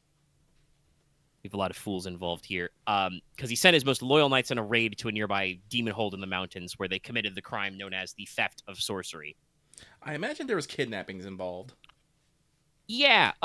Also, obviously, the Iron Demons are your allies in time, but you would not necessarily immediately go to bat, you know, against another high house for them, even for a crime. Like, that would probably be like, you know, you wouldn't go to war first. You would be like, okay, let's get this sorted out. Let me call the High King. Let's start working through this one. But no, war was called because the theft of sorcery didn't have the immediate results wanted. So Guthrum arranged to have visit and then kidnap or hold hostage Grisel Silverstar, who was a daughter of House Gridarvol. Oh. A promising enchantress who is betrothed to Logi, the eldest son of the Marquess. Oh. Ah. Oh, they are fools. Jesus. So, yeah, Guthrum was not... They call him the fool for a reason. Like, you guys can assume that me thinking about this, I've probably built a list of complex factors that led to this, but... Even so, you should probably say this guy was a dumbass. He was trying everything in his power to, like, fix his problems magically. And it wasn't working. Especially because at this point, basically, Eich and Logi joined together, you know, to protect their borders and their traditions, and joined a combined martial force of the Iron Demons, who launched a very rare retaliatory campaign. and engaged in a swift and bloody campaign to take Torknok. There were several serious and deadly battles. The combined forces of Norlon crippled the border houses of Tristram and Orn and went to the heartland of the Fogveil. Again, I'll tell you guys, kind of like practical facts. History is not always correct when it's transcribed. Some historians claim that during the war, Guthrum the Fool authorized the use of the Rune of Living Death, which was a super old practice that they used pre-Covenant, which was obviously rendered illegal. But allegedly, use of the Rune of Living Death meant that he was slain. He was either killed by his scheming advisors, because, why wouldn't your scheming advisors kill you? None of this actually fixed the famine problem, so the people of the Fogveil were very upset. So there are some tellings that there was, rioting in the streets, and he was killed by his own an uprising of his own people. Or if you like the more chivalric and kind of almost like romantical tale, he was killed by the last of his own rune knights, who basically were like, "My lord, you have dishonored us by ordering us to go, steal sorcery, so we gotta stab you." What is known is that in the previously described Battle of Stone Fools on the plains that are now called the Field of Scorn, the remaining forces of Vilter fought to the last man. And this battle allegedly claimed the life of all known heirs of House Vilter, including Gunvald the Brave, the Baron's eldest son, involved the death of several members of the House of Logi and the House of Eich. Again, presumably Raynolf, the White Widow reported to you that she heard he died in this battle, so he is considered to have died as well. He never came home. Mm-hmm. And as previously mentioned, at least one Prince of the Iron Demons is confirmed to have died in this battle. Damn. And also, you guys didn't take Tornok. So the remaining Princes of the Iron Demons caused the Night of Fire. They awakened the volcano, which was once called the Sleeping Dragon, but has now been called Mother's Tears because, according to legends, it has not stopped erupting in 500 years. Huh. That sure probably turned- helps the climate up there. Yeah. Is it still erupting right now? Allegedly. It's inside the Fogveil, so nobody knows for sure. But... Oh, no, you're right. I was thinking about a different mountain, my bad. We'll find out. I mean, guess. if you want to assume, that's one of those moments of Inos knowing a few things about Soulcraft. It sounds like, the princes turned on the volcano and then fucked off, and your people haven't been back in 500 years to turn it off. You don't know if that was intentional or if just they thought it would get turned off in due time. It'll automatically get turned off when House Filter apologizes. Oops. Well, there's no more House Filter. Yeah. Well, they didn't Oops, fucking they're all dead. apologize. Fuck them. Well, They're what do I all want their dead, land, dude. though? So maybe we should turn that off now. Why? Well, you guys got to think about that one. It's more ambitious than just going in and dealing with a pirate port. Yeah. Yeah. But the Night of Fire, was apparently so expansive and devastating that the remaining alliance had to retreat. As far as anybody knows, it's said that Grizel Silverstar was never recovered, and the Castle of Runes was never breached. So the alliance got all the way to the doorstep of House Vilter's stronghold and was repelled because, as I said, the remaining men at arms, were honor bound to fight to the last man.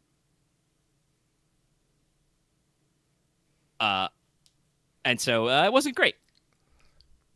Man, The disaster in the north wiped out most of the lands of House Rune and Salamandra, covered a lot of farmlands and lava flows, brought poison rain, which is pooled into caustic bogs, and the province was plagued by thunderstorms for decades. Since then, it is assumed that, there were rumors of necromancy before then, and obviously there's going to be a lot of unhallowed dead. So, under the order of the remaining Norlon houses, all passes and passages to the Fogveil have been sealed because basically House Eich and House Logi possibly correctly decided, nah, it's just fucking haunted. We're not going there. Also, yes, I am saying there are poison swamps in the Fogveil. The entire place just sounds like a. Like, it's not as bad as Kaled, but like, Okay, listen, Caelad's not poison swamp. That's Poison- that's eldritch venom. Poison swamps and demonic boars, just what we need in the same we're location. also poison. Yeah. Those are also poisonous. Okay, Um, I'm sorry. Actually, no, I'm not sorry when I say this. It just sounds like the size of the Fogveil just sounds like the whole map of like a singular game right now. I mean, Very honestly, if you scary guys map. were lower powered, you could probably build a whole campaign out of sorting out all of the Fogveil. Because, like, I mean, I had to come up with a reason why, unlike some of the other great houses, you and Ake haven't just rolled in and taken all their lands. Well, it's because somebody, not naming names, but somebody blew up a volcano. Once So- again, not naming names. You know, your guys had to fuck off for a little bit. And in the meantime, you know, if you believe the rumors, these guys were scribing runes on corpses to make, undead, living dead, as foot soldiers. They were in the middle of a famine. There was rioting and all kinds of things, and the environment went to shit. So, presumably nobody is out here hollowing and burying these dead, let alone cremating them. So, like, it's bad. Also, probably means that nobody's been killing Monstrum for like 500 years, which is also bad. No, okay, yeah, no, we're in a fucking, that's a fucking Soulsborne area. Jesus fucking Christ. It got a little apocalyptic, and I don't want to say that, like, the Iron Demons weren't justified for their retaliation, but it's war. It gets very messy for everybody. My biggest question right here is they had a famine. Why didn't, like, Ek or Logi, like, send aid or anything? Like, is there any records of, like, any talks or discussions, negotiations, any of that? There I were probably some comments about the famine, but at least from the Logi side, again, you don't have the copy of House Ace record. Mhm. From Logi's side, remember that on paper, the current holder of the title of Marquess was incapacitated because she started suffering red plague. She did not die, but she was, very ill for a long time. So Oh god, what It even know seems Red Plague's like- still in that area? administration was kind of like paralyzed. Okay. And it's entirely possible, reading between the lines, that maybe Vilter didn't want to accept aid from outside in case of plague, or maybe Logi didn't want to send travelers in case of plague. Like, I might okay. still the Red be Plague there. was very bad down south, so you It's guys had true. it less bad. It It's still no affected idea us, if it- but it still affected like our output of. So like while we weren't famine, we still weren't having a good time. Yeah, Wait. no, but like even so, like, well, I guess if they were too proud to ask, I feel like there would have been like attempts to solve this before, escalating to like, let's do sorcery and do a kidnapping. Usually, I feel And like they there's probably should have. Yes, this may be why, to Enos reading this, that the Baron Guthrum One-Eye's advisors are described as scheming, possibly conniving. So, like, again, if I don't even know if I can say, like, have you guys like roll empathy to interpret these events, kind of a thing, because like, How old was Guthrum One-Eye? Like the name suggests that he's older, but like, was he a Leslok records of his character? birth date, he would probably be like What does that fully mean? probably when you in say his that? late 50s by the time he Okay. died. Yeah, Maybe all right. 60s. I'd have to do some down. Yeah. He had a full-grown heir who was named, what I say That's his name fair. was Gunvald the Brave, I think. Two things. One. Yeah. We have no idea if the plague still is in there or not right now, do we? No, and Technically, will- no, I will- but I would say this: you guys would know a little. I described it as being like a hemorrhagic fever. You guys would know from history of the red, death plague. That's one of those burns a little hot and fast kind of a things. It's been 500 years, so unless there are people to still be getting sick or animals to still be getting sick from it, it would have died out by then. Right, we don't have I that have a kind of question. theory, do I have a question. Yeah.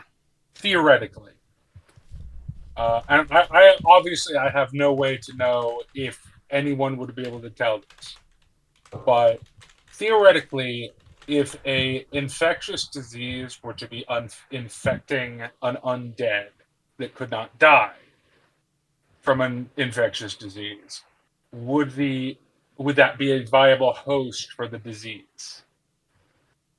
That is a question that you probably don't know the answer to yourself. You're a pretty good doctor, so you could theorize. It probably depends on the exact method. Something like Dust of the Ancients, where like that's a person or a person's corpse that's been reduced down to their like essential salts, has 0% water content type shit.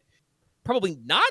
Yeah, not Dust of the Ancients, but you personally, Nicola probably doesn't know enough about the Rune of Living Death to know that if they've got Zambo Slambos, if they are alive enough to still have the plague.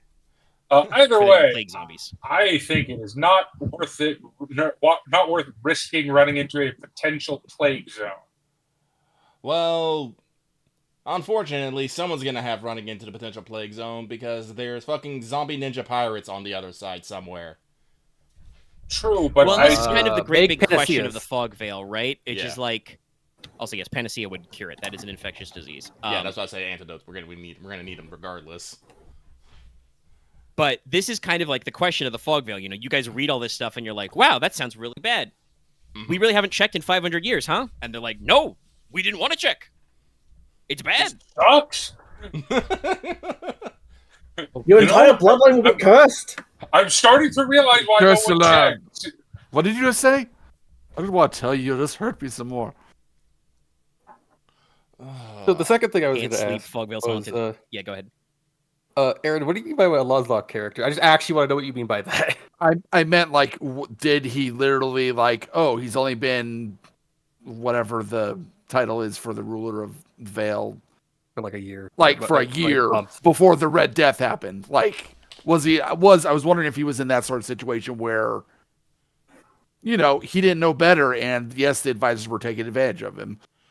No, I think the advisors just bided their time and wait for an opportune moment to try and fuck him over, but they ended up fucking over themselves too. Yeah. So they're basically a bunch of Imperial China eunuchs. Also, really, we don't know. We don't have any information from their side. The spoiler is everyone's an asshole. Personally, at this point in time, I'm not too necessarily concerned about finding out the truth of the Fogveil. It has happened, and we cannot change it. True. Nicola agrees. But like I said, we do need to get over there, and I'm gonna be real. I have concerns about letting a fucking area just marinate in fucking death and monstrum in these times. Remember how we're talking about how things might be out of fucking balance? I'm gonna point to the Fogveil and that seems pretty out of balance. Also, hey, remember how I said that you guys had a question earlier, literally in this block of expedition, where it was like, yeah, in Teine anyway, there's only 3 great forests, or 2 great forests. Anyway, just across the border, inside the Fogveil, there's the Runewood. Oh! You guys know a lot about the Runewood, but they had a sacred forest. It's probably not very sacred anymore. This actually explains a lot of things, actually. The Fogveil just fucked up so many things, it's just getting to the rest of us now. So, honestly, theory, they fucked with a ley line, and it's just completely off the rails. Well, I don't know if they necessarily fucked, but just because things are so fucked in there, just the natural degradation of the land may be having an effect on things. Well, I don't know that we can come to the conclusion that whatever out of balanceness that we're dealing with is caused by the Fogveil, because I would point out the Fogveil has been there for a while. It's 500 years. Yeah, it's 500 years, but here's the thing. What does the time scale have to do with it? We do not know. We do not have any sort of basis on how long a place being out of whack before it has an effect on other things. We do not know this at all. So we can just as easily suppose that it is having an effect as it supposes that it doesn't have an effect. It is equally valid both ways. And I was going to say, I think this is kind of the conclusion you guys can easily come to as a group. So, Logi Torchbearer left his notes about kind of like, places of power, balance between the natural and the civilized kind of a thing in his tomb as kind of a like, if shit gets real fucked up, my descendants are probably going to come visit my tomb. Kind of a thing, right? They're gonna seek my ancient sword and stuff because they're gonna need tools. So I'll leave them a note. The one place I know for sure we'll find some guys. this was not like spread out broad knowledge.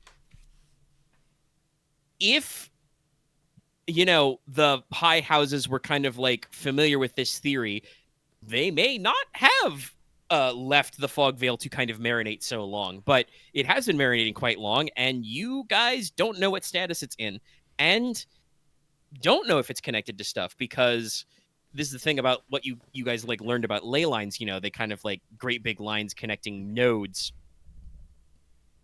You guys don't really know because, you know, the theory is still untested. Yep. Like how your connections are, but it's entirely possible there are, you know, ley lines of power or well springs of energy that lay inside the Fogveil that flow out into your lands. Like, certainly all of your rivers are sourced from the Dragonspike Mountains, which the Fogveil is just on the other side of. Like, Dallas is correct that it could not be affecting, but I listened to the effects that is going on to the Fogveil, which, you know, all seem negative, and it seems way more likely that this is some way, somehow having an effect on the rest of the land, just on the fact that, guess what, it is Monstrum, it is Monstrum, Right. like there was plague in there, we don't know like how that's going on there was strife, there's all this negative emotion and whatnot, all concentrated in this one area, and we just did nothing about it for 500 years. No, don't get me wrong. I'm not saying it's good. I'm just saying that the effects that we're feeling seemed immediate. What do you mean? No, this is like a thing of like it's like degradation over a long period of time kind of thing happening to all of us now. Because It's like Dallas, to do if you just have like a drop of dirty water slowly dripping into a pot of clean water, it takes a while before it actually gets pretty fucking bad. But eventually it'll get there. No, I understand what you're saying, but this doesn't seem. Once again, I could be wrong. This doesn't seem like a drop. This seems like if so many bad things are going on in this area for so long, and this is the cause of this, it seems like this would happen earlier. I mean, it This actually, been a to problem use for, like, Lucky's decades. analogy a different way, imagine that you have a pot that you're slowly filling drip by drip of dirty water. Eventually, your pot overflows. And okay. one thing I did want to Run it say over. was there's also something important to think about in context of population. If there were people living in the Fogveil still after all these disasters and stuff, which you guys may want to assume that there were some, you know, I mean, there might be a port over there with people in it, so if Every- even if every you know island's the far Mother's away, Tears so. volcano has been erupting constantly, it can't be big enough to like cover all of the Fogveil because, you know, that would be triangularly enough that like Ache and Logi would Yeah, feel we'd it as be- well. Yeah, that would You'd have noticed. destroy everything. It would, That'd you know, be it would bad. blow up the whole island. So presumably there were some people who lived, but they were probably not super concerned with all the normal rules and restrictions and festivals of the Covenant. And you guys don't know if there are still people alive there, which would mean obviously if there are no people there, if the population dwindled, there would also be another issue of keeping up with kind of like your regular religious ritual and festival maintenance. But right, also, I so- do want to kind of, as just as a separate note, you know, Dallas talking about immediacy. I do want to say that this is another conclusion that you guys can be reasonably sure of. The kind of like general things that have been happening to you in your lands are stuff like, you know, more populous and out of season monstrum, you know, you guys getting ambushed by a cyclops, or the fact that you had, you know, wargs in early spring and stuff, as opposed to like fall and winter sort of a thing. Also, there's just more monsters in general in our country than other places. No. This is also true, so you're not sure about that. But it's not. My point is, it's not just our country that's experiencing these. It's been most of the countries. well, there's like maybe there's multiple things going wrong.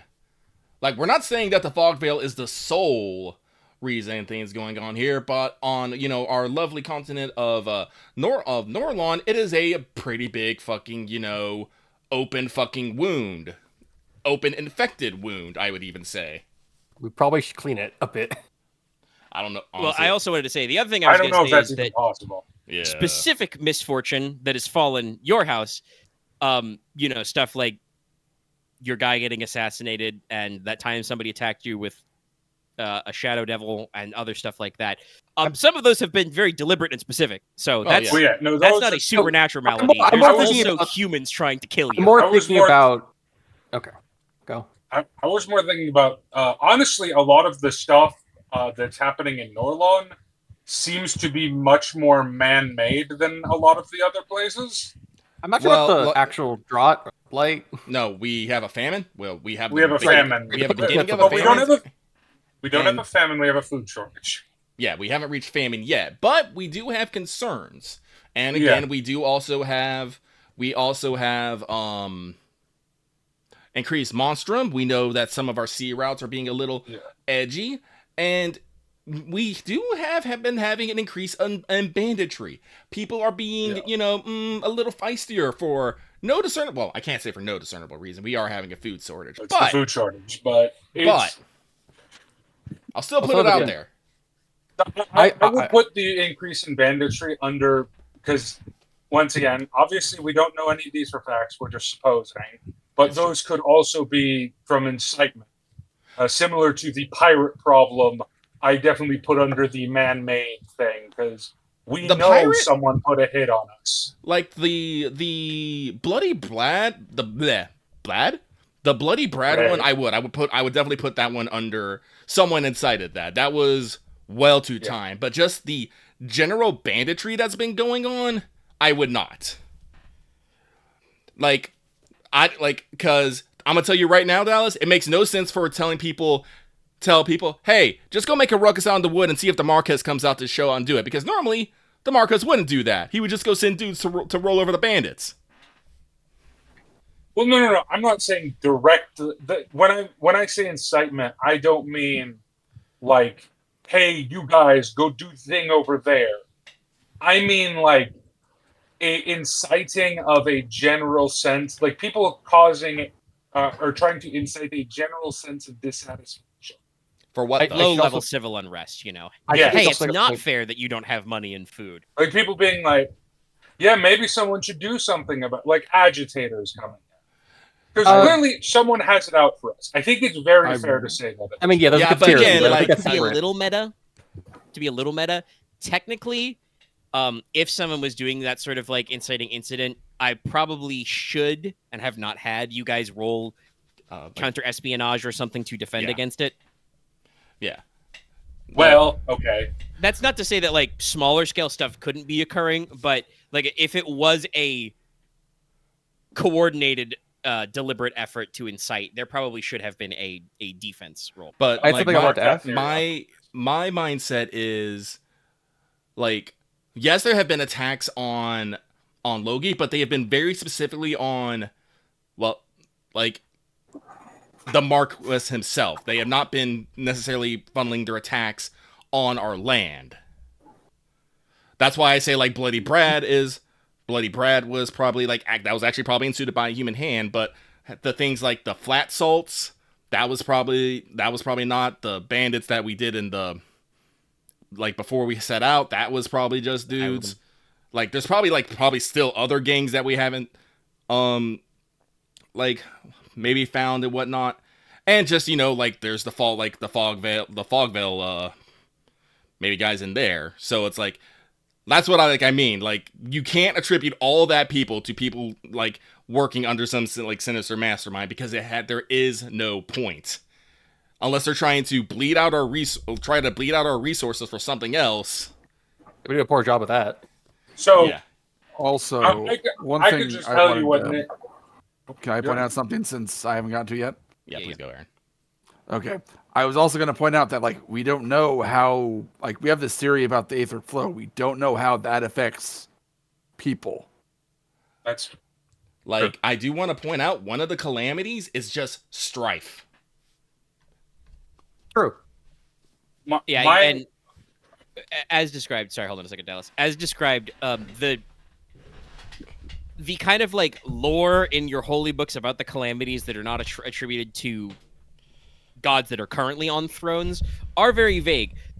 You know, your texts say that there is a calamity of strife, and then it's just kind of like, strife. Yeah, it's What was right. that? Yeah. So we don't know exactly what that means. So, like Dallas, I can understand you saying like maybe it's not, but we also have to accept maybe it is, and so we get definitive proof either way. I will just say this: Nicola, and I guess by that extension, Dallas, has a theory that someone is trying to weaken the kingdoms all at once. You say that makes me feel like it's something a bit more than just a singular person there. I mean, Yes, Dallas probably is not. It is a cult. It is. We know it's a cult. Yeah, Dallas is probably not wrong, but again, like that's gonna take that's. Yeah, it's a lot of effort, and we have to question why specifically they be after us. Again, I'm starting to babble now. Long story short, we have a lot of points on our board. We have very few lines connecting them, so we can only come up with half-assed ideas until we get more information. We should focus on getting more information and let Omega exposit us more. Listen. Rising tension. Rising tension. I had at least, I think I wanted to at least ask Omega. Yeah, go for it. Considering everything, the flat slopes have been around for at least more than 10 years, right? Or they were around 10 years is when they started getting organized. Okay.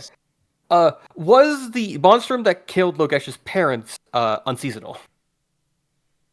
I believe it was, if I'm remembering our notes. I think that was an out of season April Fool's joke. Surprise! Bam! Uh-oh. I asked that because I was wondering if this unseasonal monstrum or just a thing that like continuously keeps happening for like just Norlon as a thing, which has led to tragedy. There's always a chance that it happens. So, like, I don't mean to put people down or like say my way is correct, but we generally do not know. Sure. Well, and I think we have you've given me a good segue back because, talking about we have a lot of points but not a lot of lines. That is kind of why you were planning on popping over to the Fogveil anyway. This is why, because it was actually Lord Maximilian who suggested, like, hey, there's supposed to be a port, like, just around the mountain bend in the Fogveil. We haven't looked in there in, hundreds of years, but there's always rumors that there are pirates in the bay or worse. Mm-hmm. And then this kind of like, you guys are bouncing to the proposition of like, well, maybe we should just pop across the Fogveil and see. And now that you guys are like, well, we want to know what we know about the Fogveil first. And it's like, the answer is we know a lot, but a little at the same time. You know how the Fogveil is supposed to be. You know what its like history and founding and kind of like general culture was like, as neighbors. But now you also have this kind of like 500-year blank spot because your collective ancestors, I will even include Inos' ancestors in here, were obviously like, a little nettled after the war and just went, fuck it, they're haunted now. We don't care.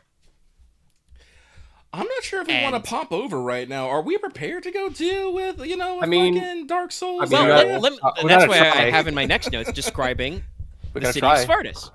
So the city of Svartus is in what is known as the Black Mist Bay. It is the farthest south port in the Fogveil. It is at the end of a narrow fjord with high mountain slopes on either side. In winter, parts of the channel, parts of the fjord are iced over, and in summer, they are often filled with a thick rolling fog, which can conceal the kind of like, random shallow intervals of rocky shoals or reefs. Only the natives were said to be able to navigate easily. Raiding or invading the port was always considered a non-option because the upper slopes of those mountains, this is very Norway or Sweden, by the way. The upper slopes of those mountains around the fjord, covered in coastal forts and forests. So basically, if you wanted to sail hostile boats up the fjord, you would be being fired upon by crossbowmen and siege engines, or just they could throw stones. So, like you said, this is kind of the situation of like, you could probably sail the Seawolf up there, but it would not be a great idea. I'm double glad we didn't. So the better way to try and access it is from the land. The land route that is closest to you, we've described before, is the Scottenfuge, the Shadow Pass. Now, originally, this was a narrow ravine and cliff pass in the highlands of Gridarvol territory. It exits onto the mountain slopes, which is, basically kind of at the far end of the valley Svardis is in, because it's on the coast.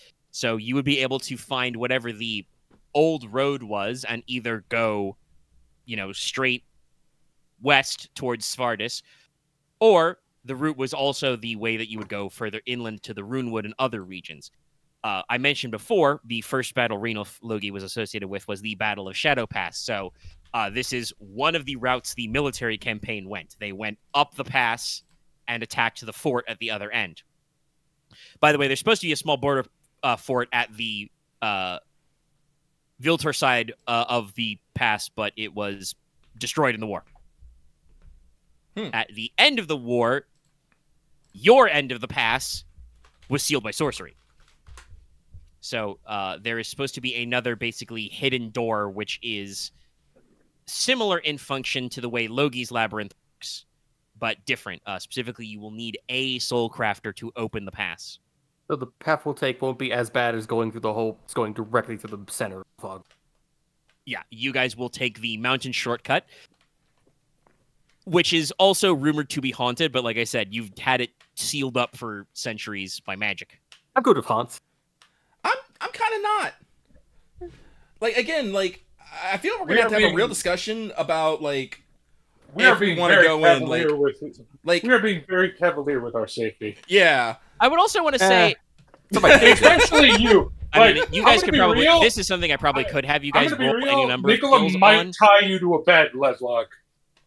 Like, Haunted is a very vague term. Let's put it that Yes. way. Well, we can If still it's go actually like unquiet ghosts of the fallen, you guys did see Leslok send a fucking poltergeist back to where he came from. yeah. How many can you do at once? What a round. Yeah. No, wrong one. It doesn't have like a long cast time, so technically he can do it about as efficiently as others. I can do it quick. I can do it If as a it's round. physical, like Living Dead, that's different. dangerous, but you guys would know those would be unworthy foes intrinsically. So, Okay. Well, I guess my point is, but it are could we be haunted by prepared? monsters. If we wanted to set up for it tomorrow, does everyone feel prepared that they can go handle the fucking haunted pass and maybe a pirate port? hell no. I mean, I don't say think we yes have the because- things to actually camp out right at the moment. So Yeah, Yeah, it's like, literally tomorrow, I think you're unprepared. And you're yeah, will that's literally- that's what I'm saying. I It's all will- like, with the information Okay. right now, do we want to like maybe? I will literally drug all of you. Yeah. I'm just I- gonna horrific. start slap Dallas with fucking soul killing strike if he keeps saying he's gonna do things. I think Be that. reasonable. Go ahead, Loth. As someone not in any position of power at the moment, however, as an older sibling, a cousin, if you will, I'm going to say, no, don't. Okay. Not now. Well, I was just going to say that we should discuss it, like in Yeah. character. Yes. So. We should start rallying people to set up for it. Yeah, 'cause I think mean, we should still do it. I could run through the reactions of your little pal. Like, I think most of them are. You little... No, hell no. Yeah, Like- essentially.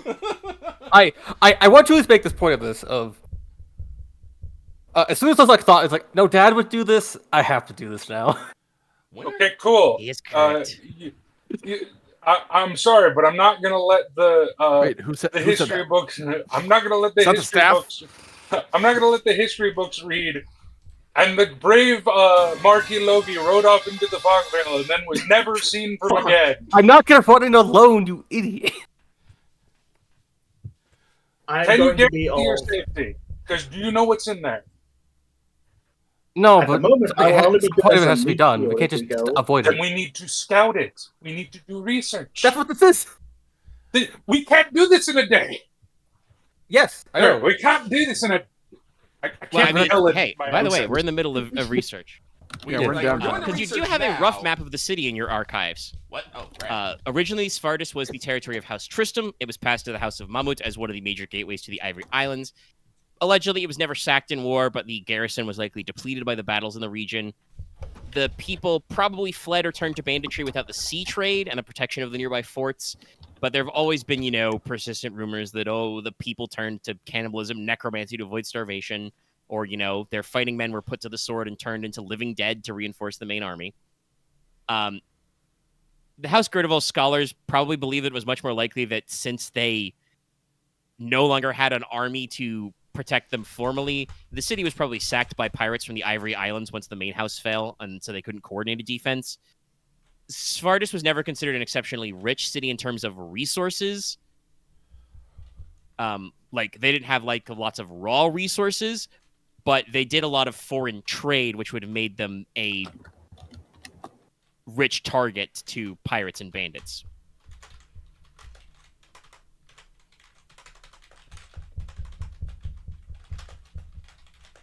I also, that's why I said that haunted can mean a lot of things. Some of you are, possibly correctly, taking it to most extreme example, but haunted could also just mean spooky. The vibes are ill. You want a broad level of preparation, but it is kind of open-ended. Congratulations, Yeah, I welcome would to the say, area. though, We're all creepy or eerie. In my terms, like I said, you have to open the secret door with the soul crafter, but I did write in my notes that, strictly speaking, you could just do this as an espionage role. Yeah. You could gather a bunch of scouts, send them through the passage. All right, then. That's weird. They probably won't give you back as much detailed information as they go themselves, and obviously, you could fuck up the company role. I don't know what your influence plus treasure is right now, actually. It's a nice vacation spot. I don't know what our fucking stats are again, because we just fucking pin it in the chat somewhere. Well, I keep them written down here. What is it? Influence plus treasure?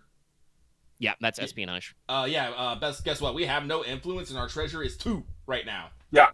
Okay, next month. You're also 3 days from it being a new month. It's true. But So, like I said, that's the 3-day I would also wait. say if you were to launch a scouting mission, you would not be doing it from the Silver Tower. You would No, I go wouldn't. back. I'd be back home. It's just, okay. So what's our actual full pull next month? But it's one of those things of Sorry. Your I was going to say, I'll Conrad's look back at thoughts my notes, yes. on it is that while he's kind of against going all the way and trying to take out the town or port, he is not completely against actually going through the passage, and at least because we're talking about there's supposed to be 3 forests. If we can at least get eyes on the forest there and see if that theory pans out, well, then maybe we could just do that. I don't know. Also, we gotta accept, what is our timeline? We, for sure, we want this done before summer courts. Yes. Because we want to make sure that, there won't be pirates, running up the coast when we have all the high houses coming in. That's bad, okay? But that's still, 2 months away.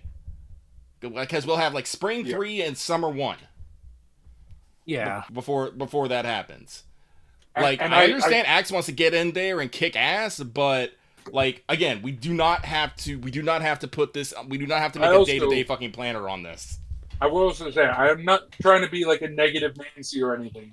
I cannot stress enough how bad idea it is for us to be the first people to set foot in the Fogveil when we had no information for 400 years, and the zone was considered highly plagued, highly eviled, highly everything bad. Yes, no, Dallas, that is a good observation, but also I'd like to raise you. The people you're sending, if you send in that, if you don't go yourself, are literal unnamed theater extras. So they will possibly all just die immediately.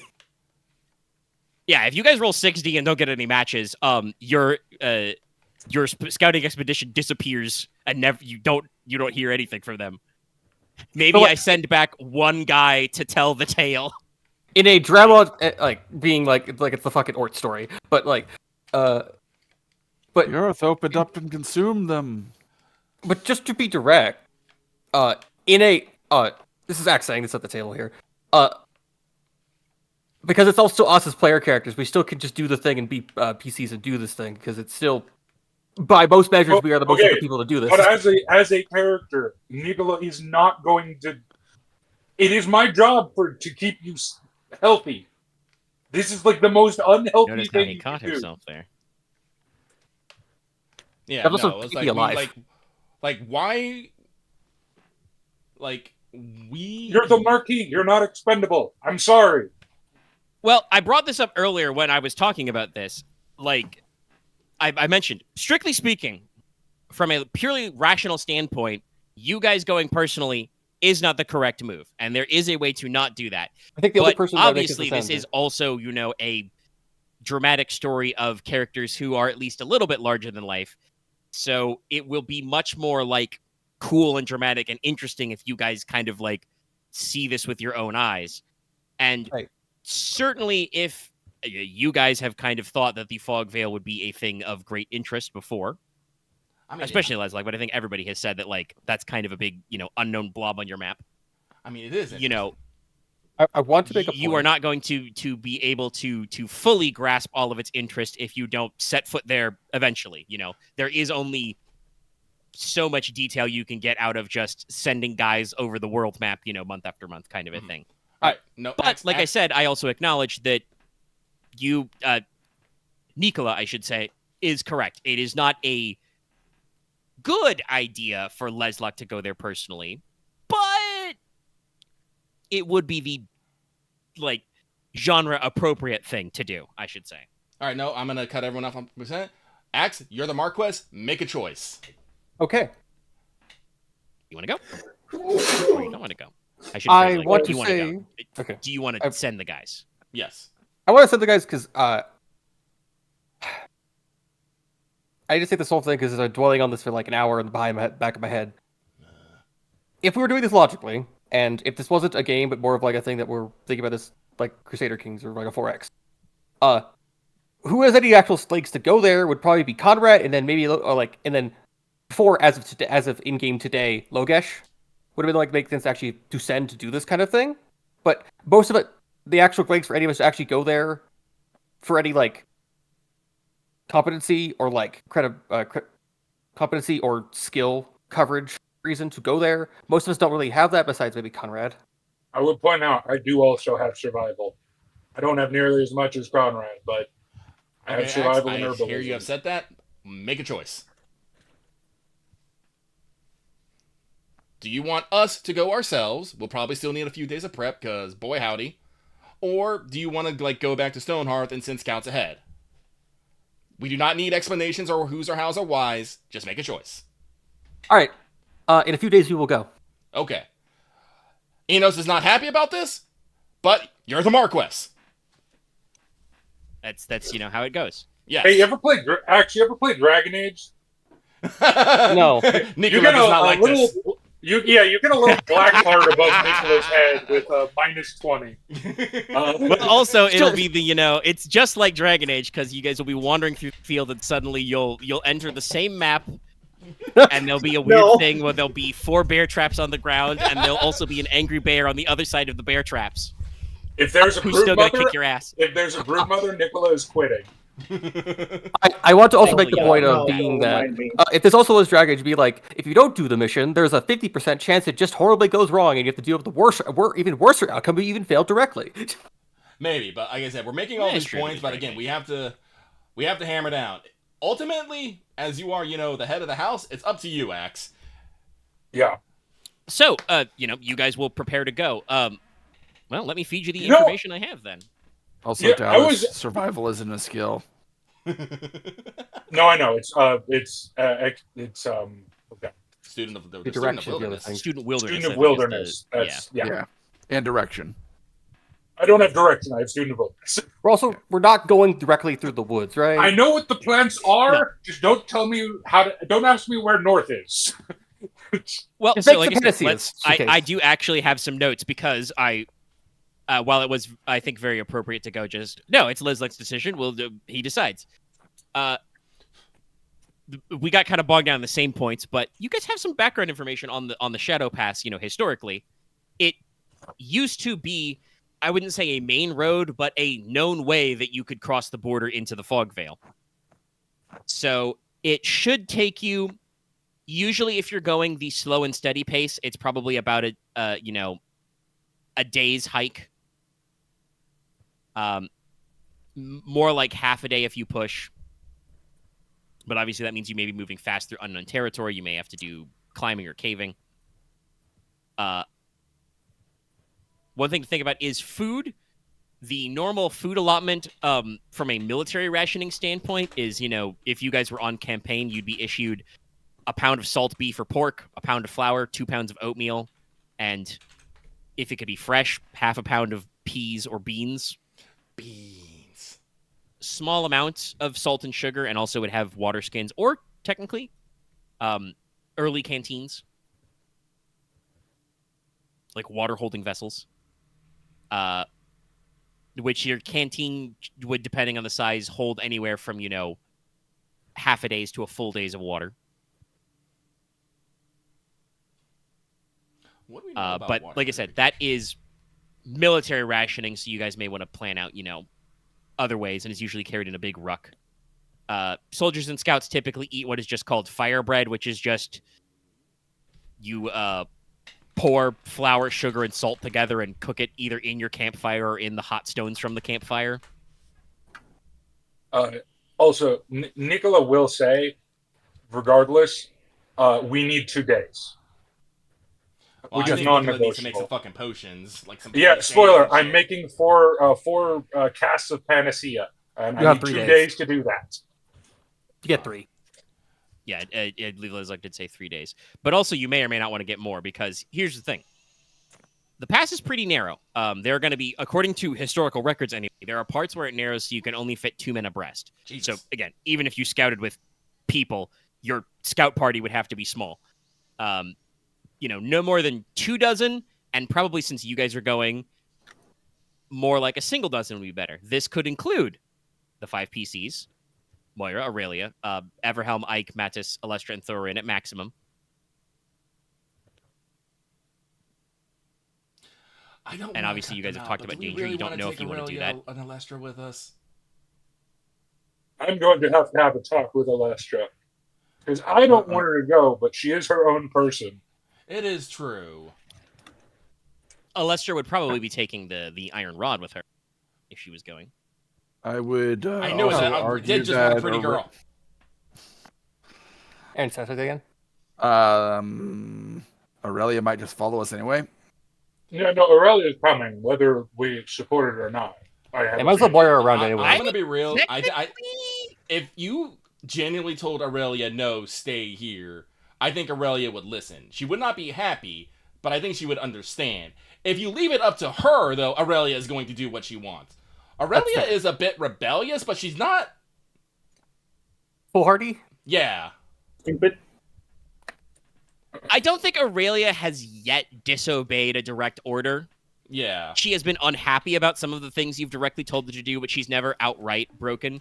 No, we can speedrun that character interaction right now. If you want to tell her to stay, regardless of whether or not she actually stays, she would absolutely order Moira to be like, Moira, you got to follow these guys. Yeah. But. And I'm going to be honest, I think Moira would want to do that anyway, because Yeah. But. some of you are Okay, squishy. can I be extremely morbid for a second? And this is an in-character logic decision, because obviously out of character, this is a RPG game, so this probably wouldn't happen. I think it would be beneficial to take Aurelia with us, only because we need a backup soul crafter. That is technically true. Yeah, because Like, she's better than I Alestra don't want at to this. be too gruesome about this, but Not even if Enos dies, we're if stuck in the Fogveil. Enos is unconscious, you can't open the path back. yeah, like It's true. It's true. like we need 2 soul crafters. Alestra knows a little soulcraft. She might be able to do it, but Honestly, fuck it. Bring them both in, Mora. Like, honestly, we probably need them, and also honestly, the girls need experience.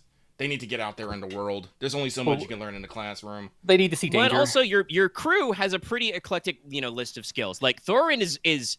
I mean, the main thing I would say is that like Alestra and Aurelia would both protest to come because Thorin would be coming because they're also the same age. He's 16. Thorin does though actively have skills you want in this setup. I think I've listed his skills before. He is a scout. Yeah. Like he is probably the most scouty of any of you other than Konrad. No, if Alestra wants to come, Nicola will grin and bear it, but he will be very emotionally distraught. Oh, freaking. Yeah, no, I think. I don't like this decision, but no, bringing Aurelia and Alestra would probably be good. We'll meet. Us three will make up, the soul core. Like, Nicola hates this, but logically, we need a backup in case you are incapacitated. And Aurelia has not been slacking on her combat skills at the very least. So Aurelia's 3 coordination, 3 in sword right now. Yeah. She has awakened swords now. And has several martial techniques. Also, I'm not saying this publicly, obviously, but having a cast of lay on hands or 2 would not be remiss. Like I said, again, this is something we're probably going to bring up with Alestra. Yeah, I was about to say that should be a conversation whether or not she can actually do that. I think I'm also gonna. I'm getting sense to asthma just in case. That's one. Probably a good idea. Probably a good idea. Only one I be able to right see now. disease. But as I mentioned before, hey, Alestra's actually been practicing her dragon magic, in secret, so she knows a couple more spells now, which could be useful. And obviously, Ike Wayland is already ride or die. Yep. Yeah, but we can't do any of that she has until we get back, though. hammer techniques and has, quite a lot of other skills. Mattis Gladwin is skilled in quite a few things. Also, hey, fun fact, I think I posted his stats again, but to remind everybody, Mattis, I picked the funny life path one where he has expert cook at 5. What? Your large boy likes food. Does he have the cooking esoteric that makes her morale? No, he's not so far in the esoteric. It's more just kind of like the random circumstance of your life is like, oh, you've kind of stumbled into being a gourmet chef. I mean, honestly, considering they have the honeywoods and bees and stuff, I can see it. I should hook him up with Erdine. Yeah, let's do that. Expert cooking. Yep. But no, let's bring everybody. Well, again, I will have to talk probably to Alestra. And I don't know. Maybe Lord Gridarvol? I don't know. Well, or the Marquess. I mean, if you want to have an in-character conversation with Lord Maximilian, we can do that too. But I can also speedrun that one. He would be also unhappy, but we've talked a lot about politics and stuff, right? And appearances. He would not want to feel like he is keeping his heir from being at the side of the Marquess when the Marquess is doing something dangerous and heroic, right? Oh, especially with all the other heirs here. Oh my god. Yeah, no, I'm making a legend. I'm making a thing that's going to be put in history books, I think. The only major house that is left out is House Palak, and that's because their generations are a little out of sort. Lord Palak himself is pretty old. He's in his 60s, and Lucy, who is full lady of her own house, and also is busy doing other shit across the island. Yeah. No. Okay. Yep. We might need her when we deal with the port directly. All I will say is who's the Boromir? Conrad definitely pats Nicola on the shoulder and says, "You share your frown with your father."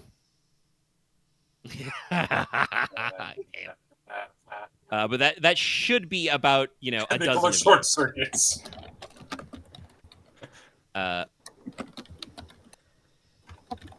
So yeah, you'll be able to go up. You guys also once had a small, not really a border fort, but a watchtower to kind of watch the point. So there'll be a little camp you guys can have before you go through.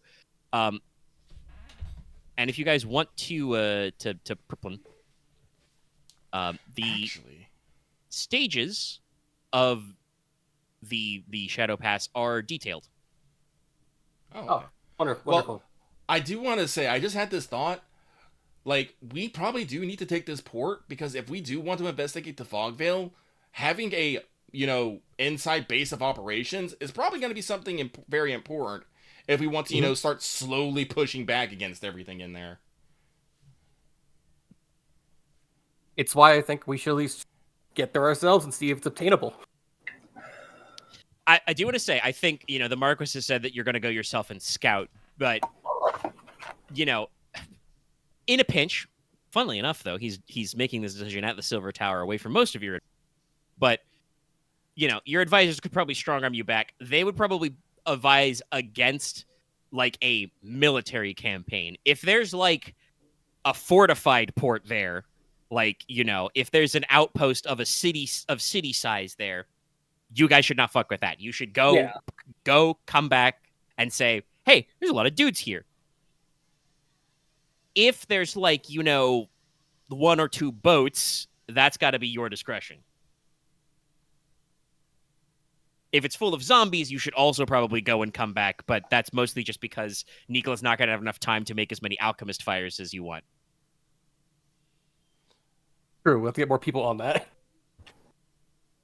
But if you guys kind of want to hear so we can think about some planning, though I know that we have some character interaction stuff I definitely want to do before we call it a day. Okay. We've gone for about 2.5 hours. There are roughly 3 phases to the Shadow Pass. The first phase from your side is now what's called the Long Dark. It was once a pretty narrow ravine pass, but since they sealed it up with magic, stitched the stone together, it's more going to be like a mine shaft or a tunnel. Oh, that's grand. So this means that, you're going to be able to only go like 2 men abreast. It's going to be pitch dark. And there's probably not a way you're going to get even a trained pack animal here. So probably no horses either, huh? Yeah. Okay. But the lengthwise, this usually takes about 2 or 3 hours to traverse. If you guys want to, you could hoof it with a body plus endurance roll and just, try and double time it. Make it more like 1 to 2 hours. At the end, there should be a widened dome-like cave called the Giant's Hut, which was a rest area on the pass, usually. That should be like enough place for you guys to, spread out and sit, rest, catch your breath, your bearings, etc. Next, you actually have 2 choices. There's 2 routes. You can go high, you can go low. The high route is known as Winter's Brow. It is an upper path. You go up into the mountains along a narrow mountain pass, which is cliffside, basically going over or along an overhang. This would be a serious climb.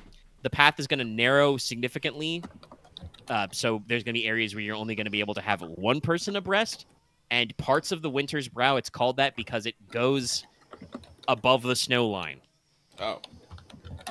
So it will be cold, especially if you're not in there, and there will probably need to be some climb rolls. And it'll be probably pretty slow. 3 or 4 hours. The other route is, if you stay low, is called the Dragon Ravine. You basically continue along the bottom level of the crevasse. So there is a overhang above you, so it's not pitch black, but it's dark. There's a deep cut ravine. And this deep cavern area was once a nesting ground for dragonkin, so there were sites of dragon hunts in the ages past. So there'll be dragon bone in the walls. There's supposed to be like veins of gemstones and volcanic glass, but obviously it's pretty deep in a mountain crevasse, so it's not mined out. But the worry is that there could be volcanic cracks to vent steam or gas, or could be fumaroles for fumes. So that would mean that you guys would need to take some precaution against, vapors, or have to make a, body plus vigor roll to avoid negative effects. But this would be a shorter section. It's only about 2 or 3 hours to hike. And the last section is known as the Giant's Gate or the Risahild. Kind of roughly ground level, like not a lot of ups or downs. And you will either, kind of meet it whether you're going high or low. This is kind of a narrow valley pass. The walls are made of hexagonal columns like the Pillarlands, interspersed with some veins of permafrost and glacial ice. Where the ice meets warm air or geothermal heat, it turns into crystal clear water springs and flowing waterfalls. So it means that there's a little bit of mist. It's going to be a little damp, but there will be, clean, fresh water here. And at the end of this gate, or the end of this pass, there's supposed to be the quote-unquote gate, which is there's a very narrow, natural space, which, according to legend, is flanked by the corpses of a couple of Hrinthers.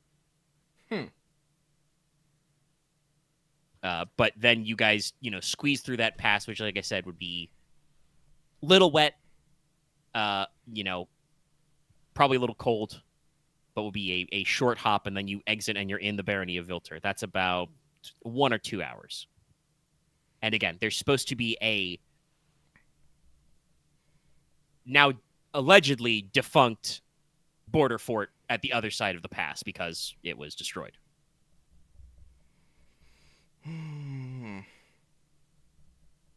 So all in all, if you go at the slowest pace, that's like, 3, 4, 2? So 9 or 10-ish hours. So it's a day, approximately. And if you guys want to risk double timing, you can cut that down quite a lot. We probably should not double time, because that's how you get people spread out. Yeah. Well, and also, there's... Again, don't know how much you're packing. You guys have a couple days to think about how you want to, divvy up your supplies. I've communicated to you what your standard of rations are, but, that's carrying 5 extra pounds of food for about a day's ration. And once you get out of there, you're gonna probably have to figure out how to forage, if you can forage. I don't know if I want to forage in the Fogveil, just saying. I mean, it's a good option to have in desperation. Let us just hope it doesn't get that desperate. Well, I mean, like I Like, said, I can test the meat. Your alternative is you guys are going to be carrying, how many days are you planning on staying worth of extra pounds of food, Well, At Marquis, least how as you long are eat we the going to be food, staying? your weight goes down.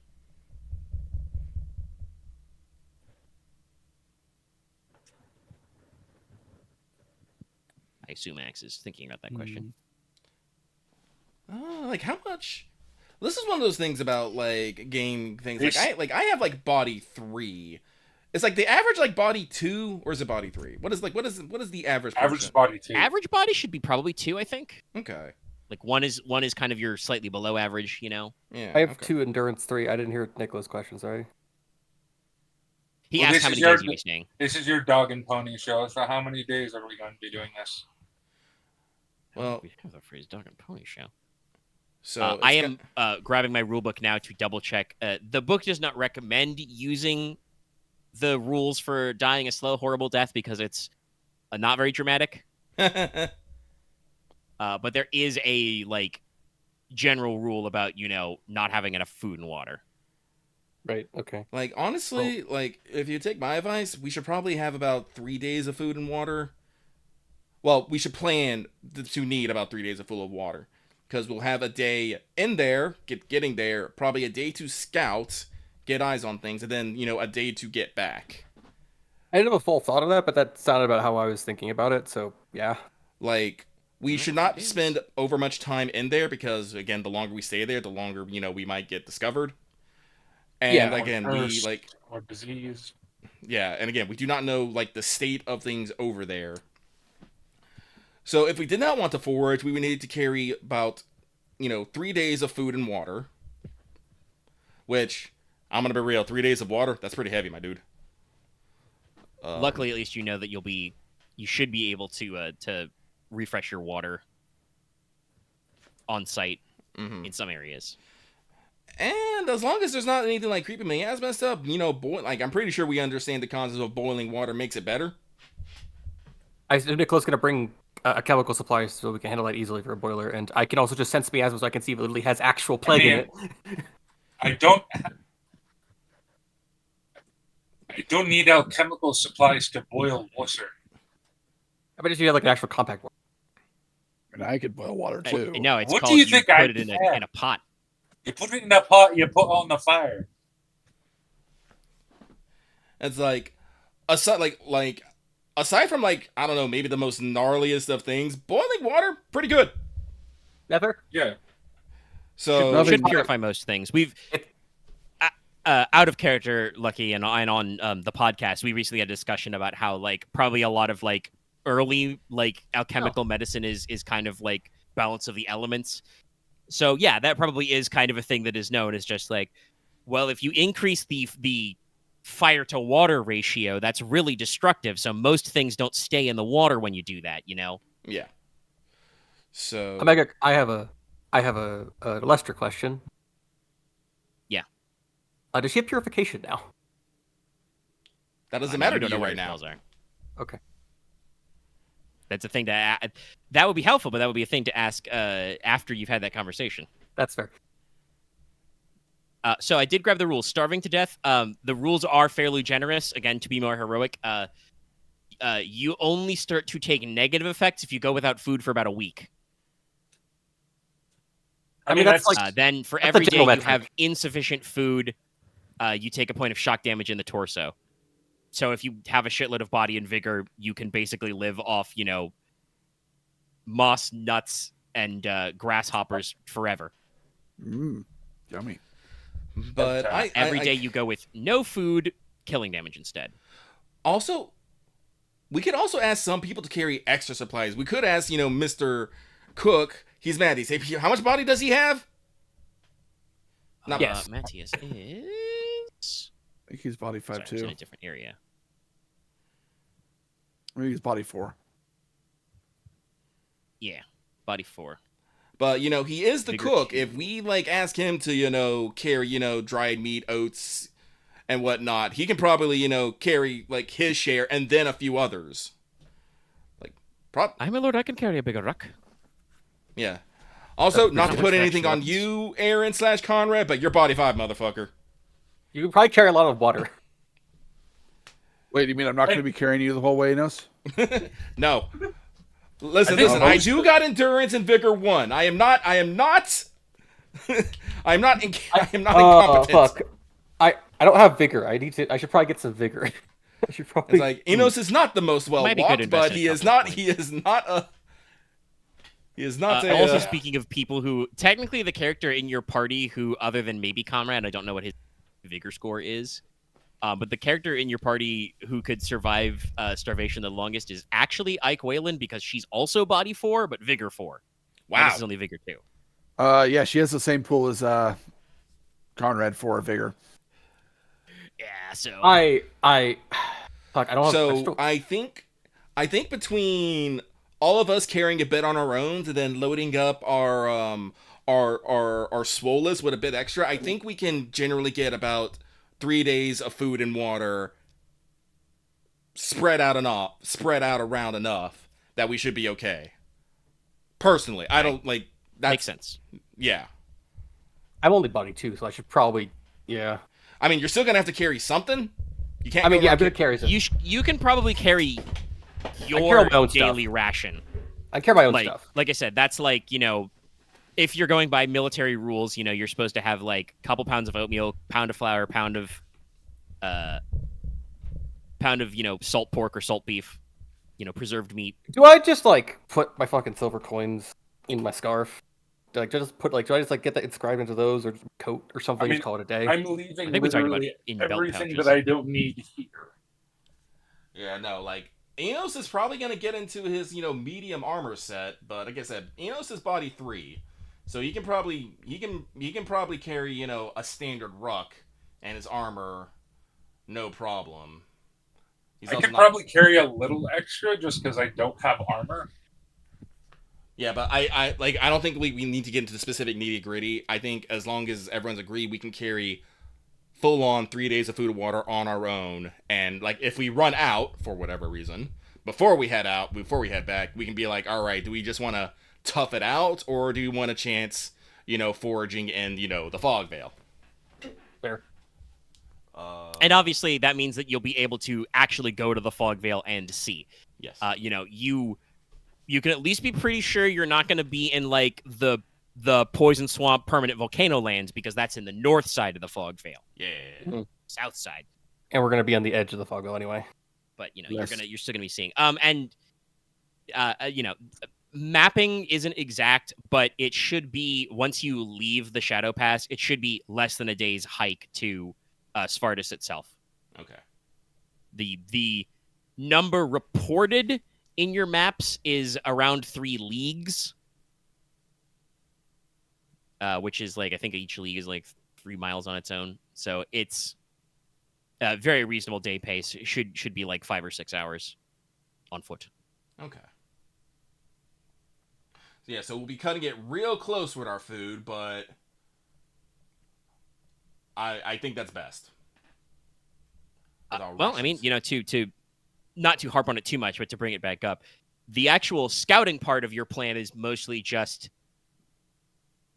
get eyes on, look at it, observe from a distance for a reasonable amount of time. Like, I don't think you guys are planning on like launching an archaeological expedition. You're not going to like go into the town and start digging through people's rubbish piles to see what's been happening. It's just like, hey, are there pirates here?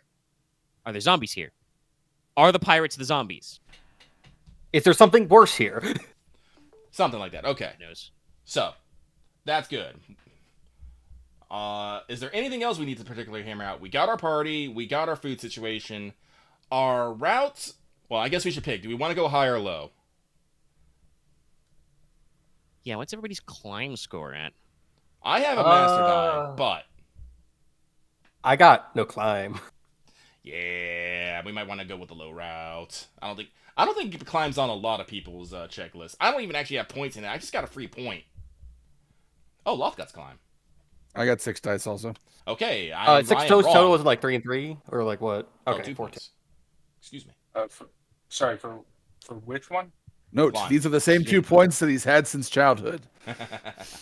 You've never really Same had. here. What pools are we asking for? Climb. Oh, climb. Coordinate plus climb. Yeah, I got none. Aurelia's got a couple climb. I'm sorry, did you say you have lead? Alestra, Yes. not so much. Most of your allies, though, there is literally a life path option, which is like, raised near mountains. So Yeah. most everybody else in the crew has like 3 climb. Wow. In Just my to be safe. defense, I didn't have 2 arms until recently. The only people just who never- don't have that benefit is, like I I've said, never- Alestra doesn't have climb, and Aurelia It's doesn't have honestly level just 3 climb. most of my solutions have never been climb a building or climb rocks. But you can attempt going the low road instead. Well, literally, you never experienced the thrill of climbing in a tree. Well, I guess and then I'll put points and into then it later, falling out once of I the tree. Listen, I just bought 2 points in vigor because I was very worried. I do think I have the highest vigor pool, maybe, which is hilarious. I don't know about that, buddy. Well, Is it Press more up than to doubt. what is it? It's 8. All right, I think it's You're bigger, you're right? tied. Oh, body plus vigor. yeah, body plus Okay. vigor. But although I think ours are in very different ways, because mine is 5 for the skill, 3 for body. honestly, Yeah, mine's the exact opposite. Oh, you're 3 now. Yeah, I've been 3 for a Nico's while. been body 3 for a while. thought you were one originally in the I team, think too. he got the point. No, I got the point in body post time skip. but Yeah, it was He's been when we lifting. were on the boat and he like. No, that Crafted was his new body body. 2. That was body 2. The Oh, okay. body 3 was post the time skip. But Okay. all right. So we have our party, we have our food specifically, and we have our route. Do we want to consider any other extra things? Like, do we Not have doing it. like we have spyglasses and other sorts of observational at a distance devices? Correct. Yes. You probably should. There's Yeah, we should. I think. I'm pretty sure most of you have like a point or two in. Well, some of you at least have a point or two in sight, or that sort of thing. I think like having a spyglass would be the trappings for that skill. 5 Yeah, that's yeah. right. You're supposed to. There are supposed to be, quote unquote, expected possessions. I keep forgetting about that sometimes. Yeah, if you actually have like a couple of points in climb, you probably have sturdy ropes, pitons, that kind of thing. But Not the stream yeah, position's no. really I think then we starting take a out, few days to get saddled up, have some conversations, let Nicola. Nicola, you gave out potions already, regular ass healing potions, right? Yes. Each of you should have 2. 2? Okay. I only have 1 marked down. Then have another one. I I have a supply of I believe 13. he has several spares. Yes. I just remember you storing them. I just remember you gave them out yet. Yeah, I know. Like I said, Yeah. but it's just one of those things of like. But everyone gets 2. He still might want to make some panaceas. Oh no, I'm Those still take 5 making hours those. each. Yeah. But How long does the stone skin? I still have a stone skin potion. Is that gone bad yet? I don't think it has. Let me. If it was before the big battle, probably It was, not. Or if it was before the it- troll, it still hasn't been a full month, I don't think. It was before the troll.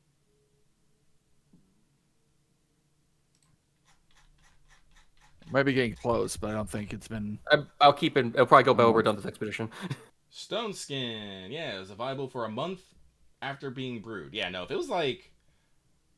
Yeah, I think like a month ago we were on like. We were still in fucking. Yeah, the Cyclops, I think, was like 2 weeks ago, technically. No, also basically- Inos cannot bring Onyx along because Onyx would not be able to fit in the pass. Unfortunately. Yeah, Onyx is a big old warhorse. You might be able to convince him to go in the hole. He will not have a good time traversing through the hole. Yeah. No, Like you would not bring a warhorse with you on this path. At some point, we probably should expand the pass, but that's going to be a whole other thing another time after a lot of other things. Yeah, that would mean you'd have to reverse engineer how your guys used magic to close up the pass. Yeah, we'd have to expand it. Push the rock back. Do I just want to pick up Soul of the Road? We want to That save might be time. helpful here. That would be it. It would cut it in half, wouldn't it? I mean, you guys would have to. Well, you'd have to get to the road. It's true. Wait, would the pass not count as the road? That's a very good question. Let me actually see how. All one route, essentially. Well, I know, but It is one route, but the pass was not like paved and created like a road. It was True. a natural pass that was used. Let me double check. What it So says I on don't Soul of I the don't Road. know actually if that would work. Like I said, if that's where the split is, it's not actually a road. But let me see here. Soul of the Road. That one. From. Okay, I'm Well, it out also says used by Iron Demons to speed through the underground tunnels and causeways, but also used on broader no long. This calls to well-run roads and streets which have been built, maintained, and walked. So actually, no. Yeah, maintained and walked is the key factor here. Yeah. Okay. Well, it was worth a shot. I just had something funny come to mind. It's kind of. I still want Soul of the Road because it's very nice. I mean, it's a good power we worked out. So how long do we think we're gonna be before we set off? 3 days. Couple of days? Yeah, 3 I days? think 3 days, Marquess what said was 3 that days. Yeah. All right. Yeah, about 3-ish days. To We're the taking forge, advantage of it, Conrad's actually. goes. Do you not want to talk about your castle? We're not in Stonehearth. You're not gonna Okay. be able to do anything. I mean, he could Alright. send a letter back, but it would definitely not be. That's fair. Okay. Yeah. Then I will Quite the probably right just time go. for it. Yeah. Then I have to Sorry, go. I'm gonna bring this up. What does this do? Oh.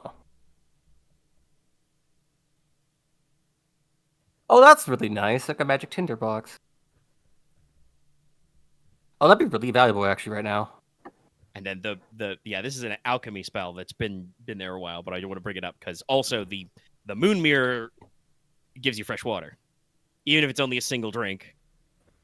Listen, That might still save someone's life. Will stave off, death. Yeah.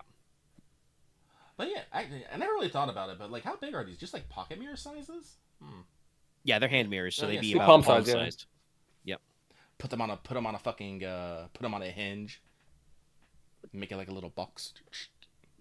But yeah, no. So we again, I'm just repeating myself, but just to make sure we check it off, we have our party, we have our supplies, we have our routes, and we have our intent. So Dallas is going to be making panaceas about this. Konrad's hitting the forge for something. Something. Like I said, I need to have a talk with Alestra and maybe spend some time with the senior Enchantress, because didn't you say she has, what was it, assured wizardry? Yes. I may see if she'd be willing to teach me the secrets for that to God damn it, Loth. Let me impart that on a ring. Maybe not. I don't know. Also, I still have this trinket to make a fucking Metal Man. Honestly, we get the giant Metal Man. He can just carry all the shit. Actually, that's a better question. Dallas, where's your Metal Man? He's right here. In the shadow. Yeah, I don't think Dallas said that he is basically his bodyguard, so I assume unless he says he's not taking it. Well, he's not going to be my bodyguard for the trip. You can guess who he's going to be bodyguarding. Oh, I'm getting a new bodyguard. I'm getting a new bodyguard. I know you're the Marquis. Hold on. Did you say that in character? Because new bodyguard. I know you're the Marquis and you like to flatter yourself, but I was meaning my sister. It's hard to tell with you. No, I mean that was my How first is it thought. hard to... My first thought was Alestra as well. Oh, it's fair. You should have seen that coming. Like, don't get me wrong, I have my duty. But once again, everyone on the trip is guarding you. That's fair. Oh, actually, no, I need to go have a conversation now. And get a fucking see if I can get a high rank, just Umbral Spirit. Actually, yeah, so unfortunately, Omega, it's because of how these skills work. Technically, he has a really good stealth score. He has a high coordination. Does he have dice in the stealth skill? No, but he does have 5 coordination. That's a decent pool. That's all right. He's got 60 or 70? I'm checking the chance. It would be a 70% chance of possibly getting one. Basically 2 out of 3. That's okay. That's okay. Yeah. So, behold, the Forge at the Silver Tower gets to witness Damascene being made. Ooh. As, assuming I can make it in 3 days, Konrad has made a Damascene massive greatsword. I'm gonna be weird. Where'd you get all that fucking ore? What's your wealth right now? I bought it. Is that 6? Okay, yeah, never mind. Yeah, I bought it, and we're in time. Fair enough. And honestly, no. You would have access to Norland Iron here. I mentioned before, there are like forges and workshops at the Silver Tower, obviously. So yeah, pretty close to the I mountains. think I could technically manufacture. Hardest stuff to get would be the Demon Fire. How does transmute work again? Honestly, the Demon Fire probably isn't. We're not as far from the Dragon's Eye as you think. We're at the corner of the map. The hardest. Yeah, Anyway, they should have a stockpile of that as well because this is a castle. So. Okay, I need to make a couple of rolls. All right. Yeah. But yeah, no. 3 days should be enough to make a single blade. So. Yeah. By the way, I'm taking my expert dice as 6 for all of these. Sure. Just letting you know. Is that your alchemy? These are alchemy rolls for Panacea. Dallas, your pool is 9 plus expert die, right? Yes, it's not. Well, it's technically 10 plus expert die because I up my knowledge, but it 9 plus expert die is what I roll. You can probably knock off that last point to do a master later. Nah, I already put it in. It's fine. All right, but I have the 8 hours. I was gonna do the metal spirit, but Lucky also hates overlapping with people. Okay, Fort Panacea is made. There we go. But Cool. That's my 2 days, pretty much. I mean, that's like 20 hours, so yeah, like 10 hours each. Yeah, that's 10 hours a day doing just brewing. Fair. I have 10 hours. Okay, so Omega. You wanna lock in your coins? Yes. Yeah, so I'm going to do the first coin, and Actually, I had this written down. Hold on. It's going to be it's going to be the spear, and I'm going to have a conversation with Matthias after it. Matthias or Everhelm? Everhelm, my bad. So actually, it would be correction. It would actually be the Bowl of Heaven. nope, it's a failure. Also, you sure you don't got those flipped? I go to swap them, like, because maybe I just didn't know them. Well, all. I'm just asking because Matthias is, your broad wrestling friend. Everhelm is, the Lensnex type. No, it's fair. I should And be his actually. people are known as spear tribes. Landsman. Oh no, you're right. I actually know you're right. I should swap the two because I think I got them confused when I wrote them out like days ago. It does happen. There are a lot of characters. I think Loth said earlier there's a lot of By names. the So that's way, why I was like, you sure you mean that? You would notice every morning Be the Nicola and Matthias will be sparring. Matthias will gladly take to that. Yes, no, he's hell like Yeah. he, like I said, he's still got a little bit of baby fat. He hasn't figured out how to grow a whole beard. But he definitely has more bulk than me, probably. Yeah, he's body 4, which we Like discussed. I said, but, he's like, JoJo's part 3. I'm JoJo's part 5. But he, like Yeah, I said, you so troll. he is more used to that kind of like gentle living. But he is taking this very. Actually, I should emphasize this, because I don't think we're gonna have one-on-one scenes with all the NPCs you're gonna be taking with you. Mhm. Everybody is taking this very Very seriously. serious. Like, That's fair.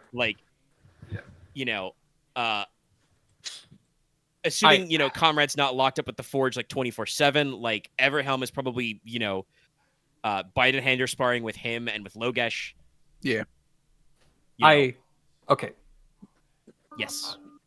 Once I'm gonna do the coin roll first because I need to see if I just waste 10 hours or not. That's also true. Yes. Oh, That is don't the you worry. unfortunate I part just of wasted, what was it, sorcery. 8 hours? Yeah, it Oh, happens. speaking of which, I have one You think you more. could make, but it's probably just not worth it. I have Well, like I one said, I more want the strongest. roll to make. That's fair. 'Cause I think I could fit 23 hours in 2 days. All right, I'm good because it's only Is that fair? that's Yes. In 3 days, yeah, you have 20. Master Die 4/5s because why not? Does it? Yeah, It's all right. only Fancy 4. master die people. By the Because way, I my am expert afraid dice of is wasting 10 10 again. hours. Or my expert dice is 6 again, sorry. Because height doesn't matter on this either. All right, I'm gonna write that down. Then I'm Does gonna. height matter in any alchemy spells? Well, it matters because you have to meet the intensity at least. That's But true. I don't think there's the any intensity is intensity 2, 6 though, spells. so Yeah. it's not exactly difficult. It's just not ones. Yes, I think we got Alestra in the tank, and I know that All right, Leslok 2 was on it 10s. because he wants to. Okay, so talk to I everyone, will but- actually hand this to Matthias Gladwin because I think he is the one that can make the best use of it. Oh, which one is this? And we, because I know Leslok already still has one, or should still have one. It is a stone skin potion. All right, fair enough. Because we get extra benefit. I don't need a potion because I can just do it. You just fucking iron flesh yourself again. I can Colossus in Eat this another bitch. penny. Eat a Your penny, teeth become must metal. be kind of fucked. Your teeth must be like reinforced or fucked. He doesn't have to chew, Dude, he just your has to swallow it. Teeth can, Oh, fair. teeth can bite through a lot too. That's I mean, fair. it's a magic spell requirement, so like it's kind of assumed it's part of the internal alchemy that you can survive, eating it. It's just it's Also, explicitly noted that it is not pleasant. Nicola would 100% not use a penny because the safest, and Nicola would know this because he is a medical man, the safest and most biodegradable one, Nicola would definitely use clay. Because you Yeah, can you're actually probably eat clay with clay. no harm at all. Some people eat clay for fun. Anyway, I mean, if you flavor it, it probably is okay. It's weird, but it's okay. technically, I think earliest in the hopper, regardless of everything, I do have a pin for Leslok, but it was an 8-hour cast that did not go through, so it is Inos out of the gate first. So probably that evening, Inos would probably call upon Alestra's room, I guess. You probably find her probably somewhere out in the Manor of Iron Pillars, practicing with the staff.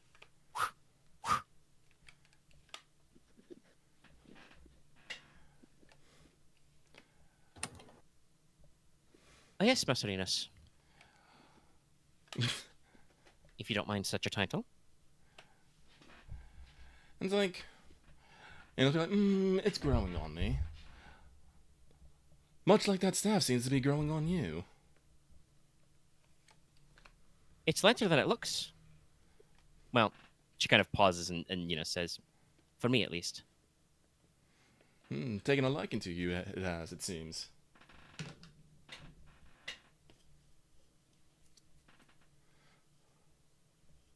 Well, all the better. Anyway, well, I should ask, like, how private is the area we were in? You're in the manor, so fairly private. If you wanted to go somewhere private, she could probably take you to somewhere. That's You all. go to her chambers or go to your chambers, whatever would be better. Well, we probably should not do that. We seem improper.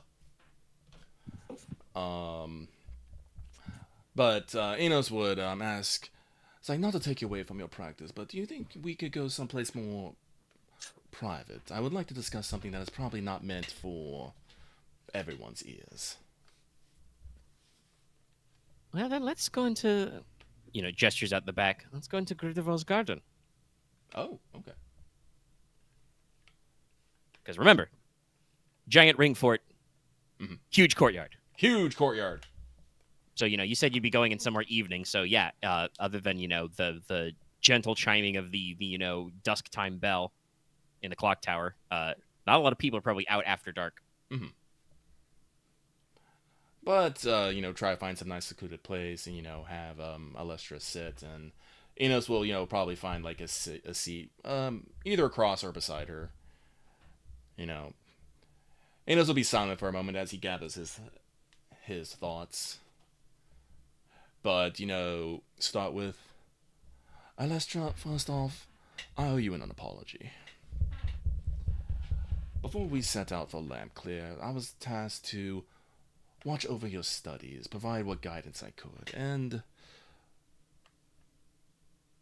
well, recent events have made me realize that I didn't necessarily do that. Part of it was us running around like chickens with our head cut off all throughout the Dragon Festival. Part of it was being clued into your secret, which, well, for lack of a better word, blindsided me. And the third part was just me not being the most responsible sort of person. I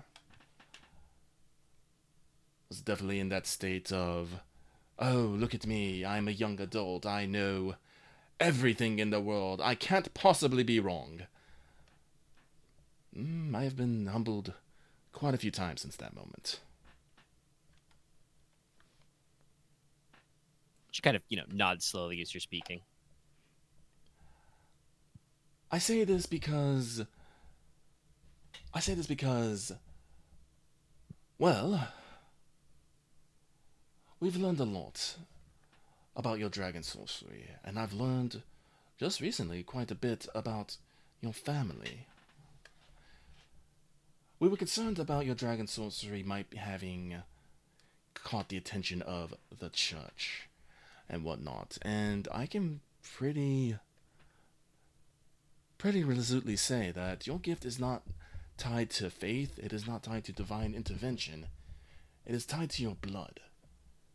More likely than not, it is because it is tied to royal blood. Which means that if you were to go public with your gift, well, we would have a bit of a kerfuffle with the church as they send an investigation. Ultimately, they would find nothing that they could do. And once said thing comes to light, well, Alestra, you will find yourself holding a card that is singularly unique. I do not necessarily know what your plans are for the future, but, well, suffice to say, it's like you could probably politic your way into a number of agreements for whoever would be your husband. I guess, like I said, as your gift would probably have a chance to be passed on to your child. She kind of, crosses her arms and looks up a little, kind of the twilight sky and says, "Well, my immediate plans are simply to inherit the title. That has been my position in the house ever since it was decided that Nicola shouldn't inherit." Indeed. But as I have learned from one who holds my heart, Lucy Essex, heirs are important too. Now, Inos will hold up his hands like, no, I'm not saying that you have to get married immediately and start popping out kids. That is not the thing, but... Well, that's fairly good, because I don't think that's going to happen that fast. Inos chuckles at that. It's just a matter of whoever you decide... I won't say that there was no one eligible at the Dragon Festival, but admittedly, I think none of us were really looking that hard. Fair. No, I think most of us were trying to have a good time and, as again, running around with our heads cut off. But regardless, once such news gets out, I guess, it'll be something you can play with. Well, this brings me up to my second part. I love Soulcraft. It is the magic of my people, and it makes up a lot of who I am. I've already resolved to, once things calm down a bit, be more serious in my instruction of Soulcraft to Aurelia. Plan on making her plan on, well, being better. I'm not entirely sure what that means right now, but it is there. And while I know that, Dragon Soul, you will probably never master Soulcraft or even attune to it, you have been studying it. And as we learned with Mercedes Verity, one does not have to dedicate themselves to one sorcery in their life. But in said thoughts, I have realized I do not know what you want to do with your future, Aurelia. You said you want to inherit the house, which is good and proper as the heir. But what kind of person do you want to be? Do you wish to just merely master dragon sorcery? Do you want to master any other particular talents? Do you want to live a life of study? Do you wish to adventure? Do you wish to continue your studies in Soulcraft? It's like, and Inos will look to you. Would you tell me what you want for the future, Alestra?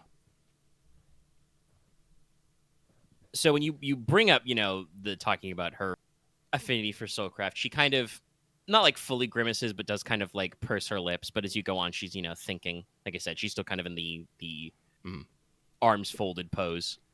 She kind of slowly nods her head and she says that I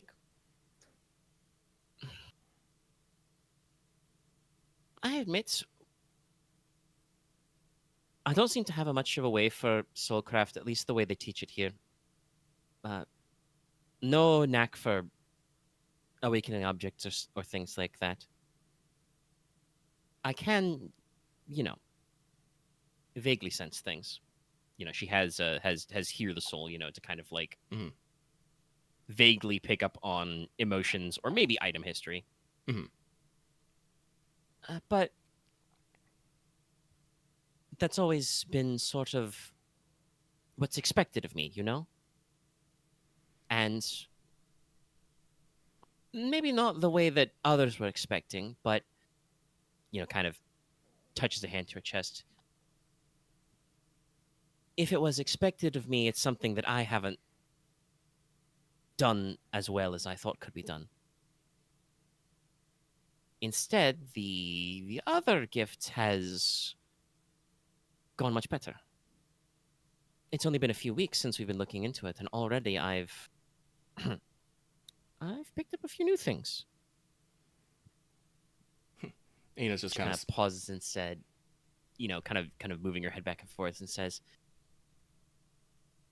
I'm not really against soulcraft. And you said, learning multiple sorceries can be helpful. She does kind of, maybe not narrows her eyes, but kind of gives you kind of, a level, but not like overly serious look, and being like, I've already heard from Aurelia that she's been picking up a little bit of her mother's art for the moment. If, she kind of, maybe a little sheepishly, maybe a little shyer than you've seen her, she kind of like, kicks the ground a little and says, if you think you can teach me, I wouldn't be opposed to picking up a few things, but as I said, some of the more normal ones haven't really stuck. Speaking to objects doesn't seem to come to me the way that it does to most who are naturally gifted. Inos Even nods. Father is better at it, and he is obviously not very well off. Inos continues to nod. And it's like, then I think what might be needed is a change of pace. Maybe a more traditional education doesn't suit one such as yourself. Maybe you need someone who can Honestly, give you... Don't want to interrupt your flow too much, but I was going to say, honestly, give me an empathy roll. Oh. That's for, kind of... Obviously, it's used to, like, see through lies, but it's used to get a general vibe on people. 6. If we're going for height's probably important here, right? Yeah. 6s then. She's not actively trying to gobble, but it's still, height is usually good for intensity for this sort of thing. Well, first of all, I should say this. Because I think she would say in response that, like, also that she would definitely want dragon sorcery to come first, as it were. Yeah. So I can say that I think for the first time for sure, what Alestra Gridarvol's craving is, which is work miracles. She has a strong desire to get out there and do more, do better, and work with this gift, which is, as you have discussed, pretty rare and special. Yeah. The number of people who are born with a little bit of dragon sorcery every year is probably less than 100. Yeah. Like, very small circles.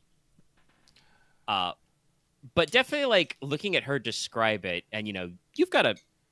Actually, what is your Soulcraft score for the class? 4 plus Master Dice.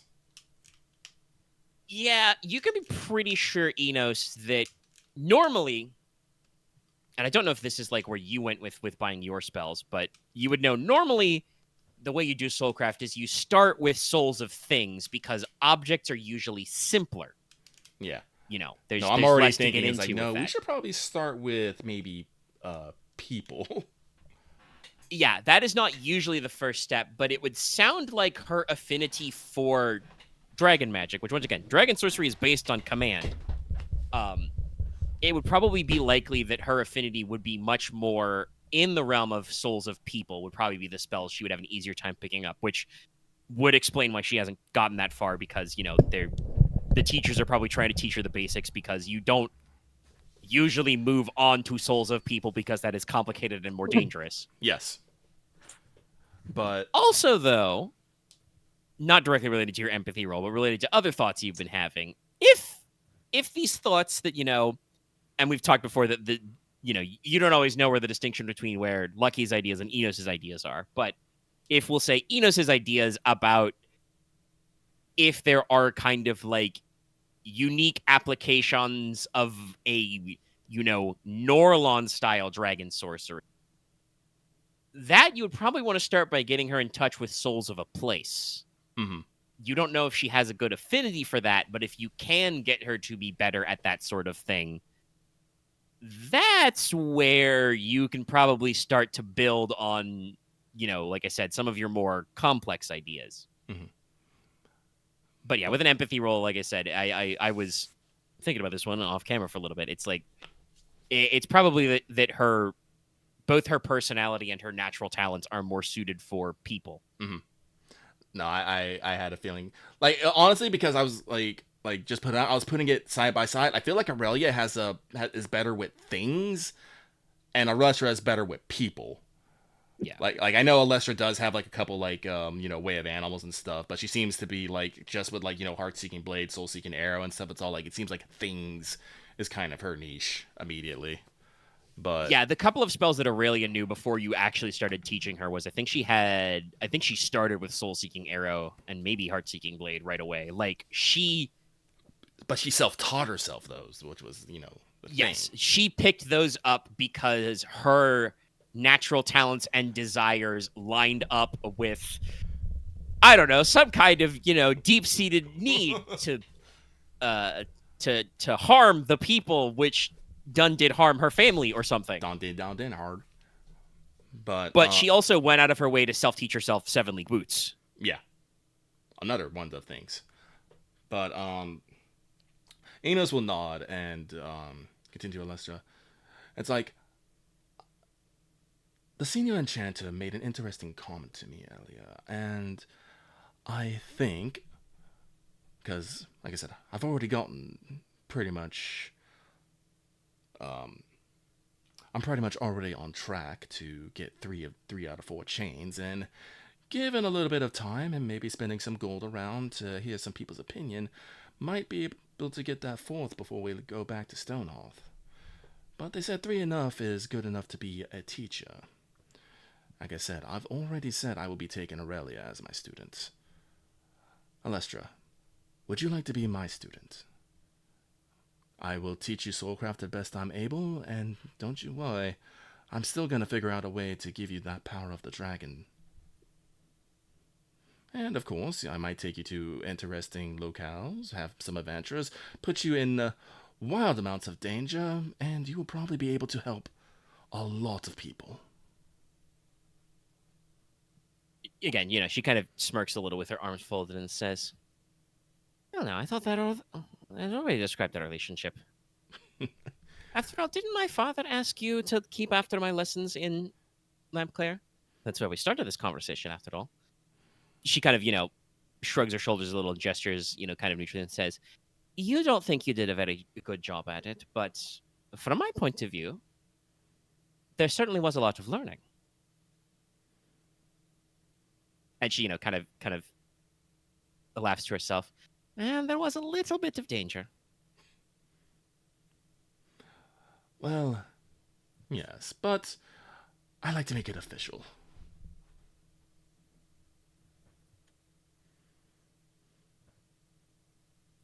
She kind of nods in affirmation. Excellent. Then, as your master, on the morrow we will be in. Actually, quick thought: who all does know of your dragon sorcery? Kind of pauses, winds her eyes a little, and then kind of thinks and says, "Well, I'm trying to think. Actually, would she just call Nicola Nick? Is that a little too short?" Nikki. Yeah, I thought about that one. That one I feel like is a We've kind of talked about how the complex emotions in this house. I don't think that Alestra would even for her big brother feel like kind of like giving him a diminutive. Nick works, I think. Yes. Well, Nick knows for sure, as you know. Mother, I'm pretty sure has an idea that I can at least do something. I think we've managed to keep out the specifics from Father, but he does know, obviously, about my difficulties learning. Inos nods. Well, then, as your newly minted master, in the morning we will explain to everyone your sorcery. Then, following that up, we will say that I'll be taking over your studies, as so that we can explore the relationship between umbral and astral. Imagine that, wielding the powers of both the king in heaven and the queen of the underworld. Exciting. Very poetic, very striking. Indeed. You should write that one down. But after that, we must pay a visit to I believe it's their cousin, Prisca Ecclesia. And yes, she is our cousin. Yes, and have her put in the request to the Inquisitorium for an inquiry, as it will fall under their jurisdiction. After that, we will continue studies as normal. I say you should study the staff. We will test a few things, and of course, we will continue to look into dragons where we're able. She kind of nods along. It's like, and Inos kind of conspirator looks left and right. And if in the course of things you become, a good friend, a rival and companion to Aurelia, I wouldn't say no to that either. Oh, Lady Aurelia is. We're already quite close. I admit there was a little bit of tension last, as I don't know if you've noticed, but her newly appointed lady-in-waiting, young Miss Yerwin, also not very formally taught, but I think she knows a few things about objects as well already, which I don't remember if Inos knew. I don't remember this. I didn't know this. Erwin I Wayland, didn't Erwin know Wayland this either. has also Soulcraft 1. Wow, you got like a gaggle of students now, don't you? She may also not have enough formal in it to get, but like I said, she's picked up a few things because she is a naturally charming character. I didn't actually jot down her spells. I think she also just knows probably either Hear or Awaken Object. Well, I guess I'll have to ask if she wants to be taught too. Fuck. I recommend Stebby. Honestly, that one I feel like we don't need to have a hold in. She probably doesn't want to be formally taught because she doesn't need to know for her. Yeah, I know. She's more interested in, life. socializing and whatnot, but if she has Enos's permission to hang out while the other girls are getting lessons, she might pick up a few. we'll probably do with that. I will not formally Erwin Wayland's instruct- only 16, but you get the impression, especially because she's been hanging out with Aurelia for a month or two. She's a little sly. She's not like the bruiser like her older sister is, but she's got a head for some of these things. All right. But with that, we have our plans for the morning set. And I will let Alestra get back to whatever she wants to do. Practicing. Mm-hmm. Well, hey, it's been actually, I don't know if I've ever posted it in full, but hey, this is a good time to post Alestra's full stat block as adjusted for, skipping and jumping ahead. Hop, skip, and a jump. And I should actually... We should say that's staff instead.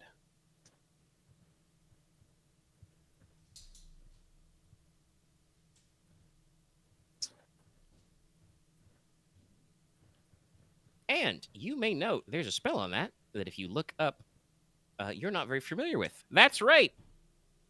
Alestra has already come up with a brand new technique. Ooh, Oh, rad. Nice. true seeing, or is that thing like hologram? Yeah, it's true seeing. Hallowed Ground's been in there. Sadly, she doesn't know Purification. I thought about doing that, but it felt like it was a little too on the nose. Maybe she'll learn it later. I think it would defeat some of the difficulties. It's one of the moments of like I said, it would be really great if she could do it, but it, like I said, feels too on the nose. But I will now add the true seeing to the normal one. So basically, the idea is it's a spell that could be like a normal miracle, but nobody's really tried. But normally when you do Soulcraft, you get to see in the dark. Yeah. So let's see, where would be there, right after Tree of Life.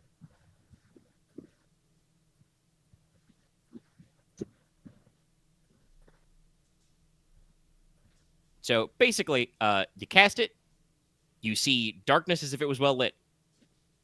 Eliminate difficulty on sight, scrutinize, and direction rolls for minutes. Also removes effects from weather. You perceive as if it's a sunny day. Rad. What's up? But your eyes glow while you do it, so stealth to remain unseen is impossible, but not unheard. And anybody who sees you automatically succeeds your eerie check. Also, yes, her advantages are that she's got Beauty 1, Lucky, and Rabbity. So she gets 20 feet of movement per round. It's quick. I just want to put a Yeah. set of bunny ears on her now.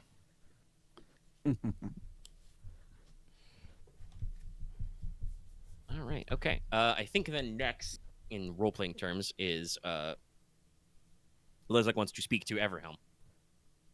And you said earlier, if you want to run down your bullet points, yeah. One, I need to get a private. I need to basically have a private. It needs to be a private situation, and then two, Yeah. I had two ways of going about it, but one was probably more asking.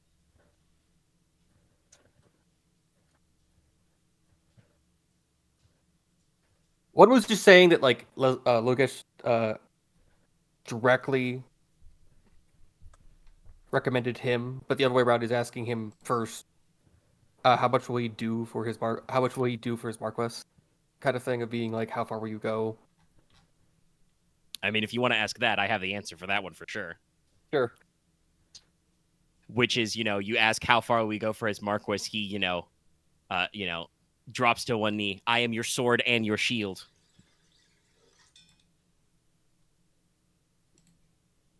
From this day until my last day. Then with that, Leslok would pull out a coin and with this, I want you to keep this and put your life before mine until it is over. Probably sticks it in a pouch. Stands up. I need a fucking... That's where you go, Loth, to Detroit. And then it would be a very, I wouldn't dwell on it too much, but it'd be a private thing of being of, Logesh recommended him, and I will see it, and Logesh is currently banished. Logesh is on his own, is going on his own sort of quest, though I'd rather this keep between us until then. Everhelm kind of nods and says, I figured. Log's always the kind. Hopefully Logesh doesn't mind if his good pal calls him Log. It's better than Gesh. Yeah. But he says, I kind of figured Log had done something... Stupid's the wrong word for him, but Foolhardy? Bold. Unexpected. There's a voice on my shoulder that says foolhardy. Everyone gets a shoulder, Enos. Unorthodox.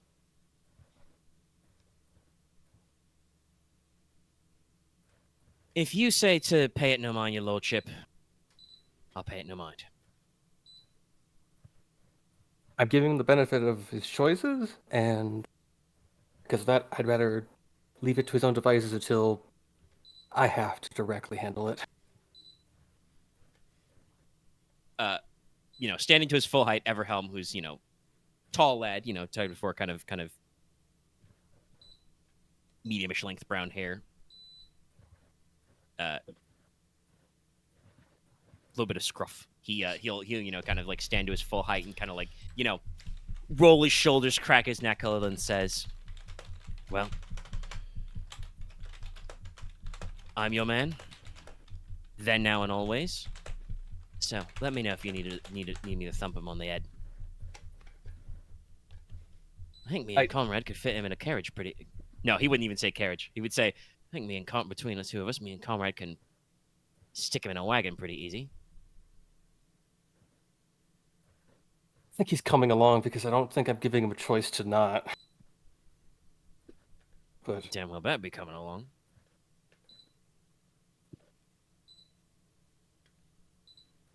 If only because if we're keeping my new position between ourselves, an awful lot of people would wonder why the person who, at least on paper, was supposed to be the Marquess's Cavalier stayed behind when the Marquess and all of his good friends and loyal subjects decided to go do something,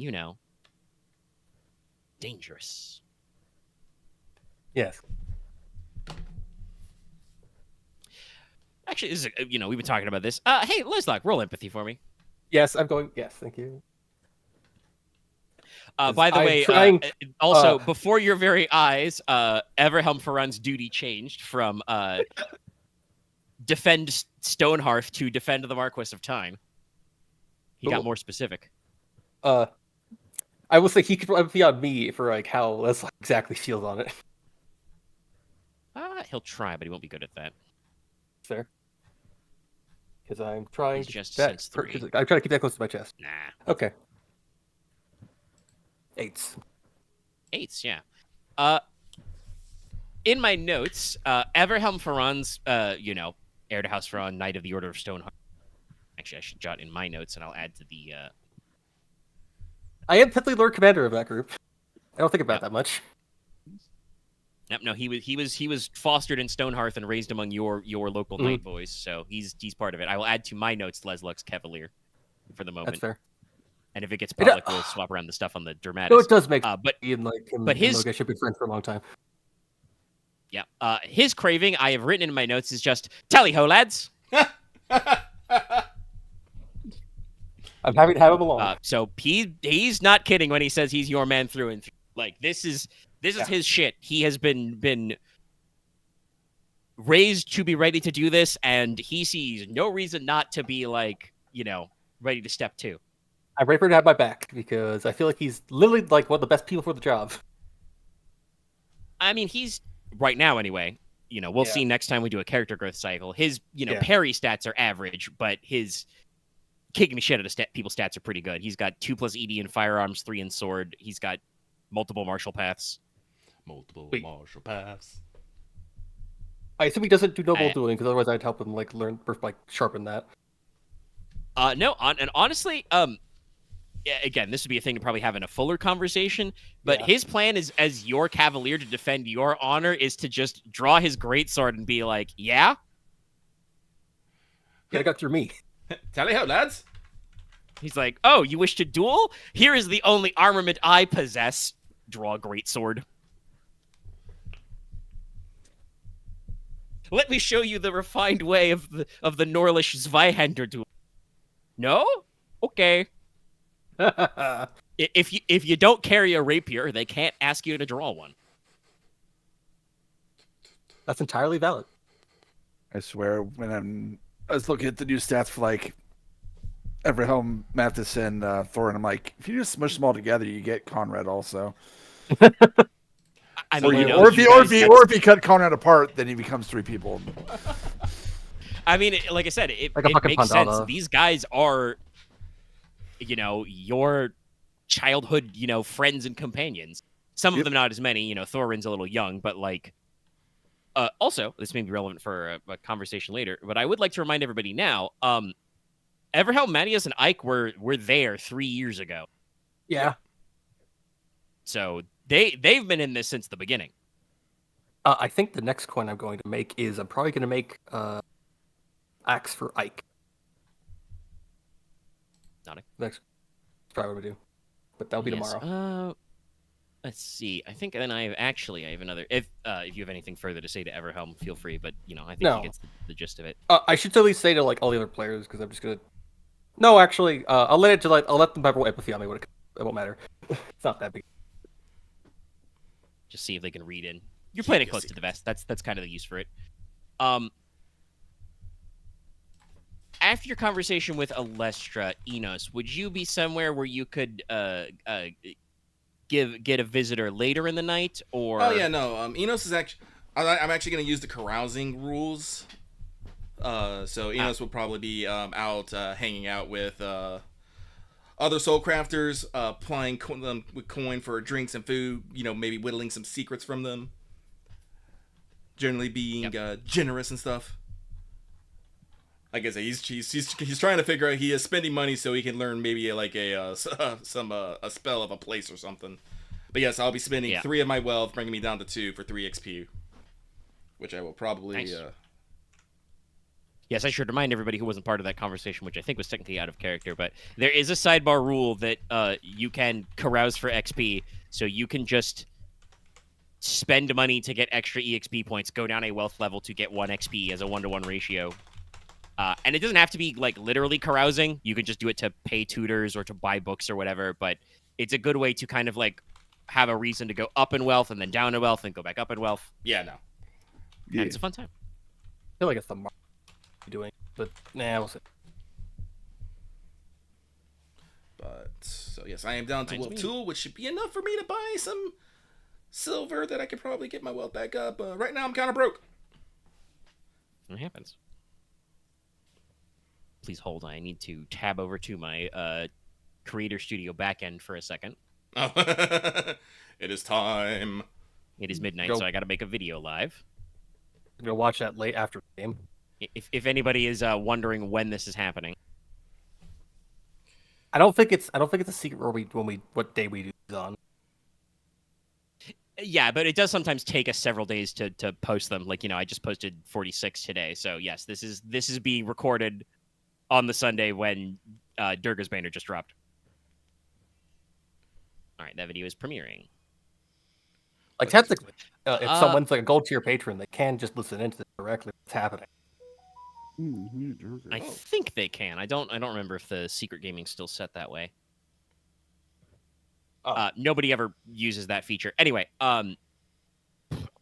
probably when you're either out on the town or when you come back, Inos, you will be joined a little unexpectedly by Everhelm Ferran.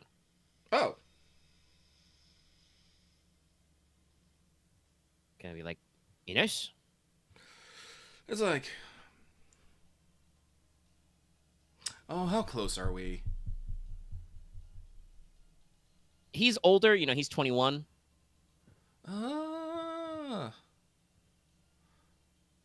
Yeah, no, just Sir Helm.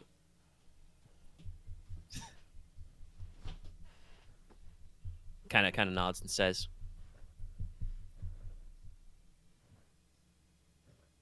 well, don't want to interrupt you too much while you're having fun, but we'll be setting out for something serious soon. And, he'll kind of like, you're probably like sitting at a table or bar. He'll kind of like, unshoulder where his two-hander is set and kind of like lean it against the table and say, might be a bit of an old request, but I was wondering if maybe you or one of your good new friends, the Soul Crafters, could take a look at, the old here, kind of taps on it and, improve the blade a little.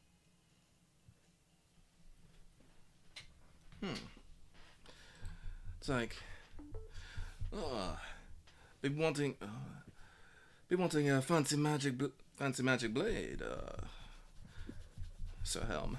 Well, don't know how fancy, but magic's better than not. Indeed. Mind my asking what brought about this change? Magic weapons are good, but so is good steel. Well, it's mostly the mission. But yeah, he'll phrase it this way. He can pull off a little A mission. implying and not implying. He'll say that, but specifics Marquess has asked me not to talk about. So you'll have to hear it from him. I see. Logesh. Feels like it's thrown under the bus.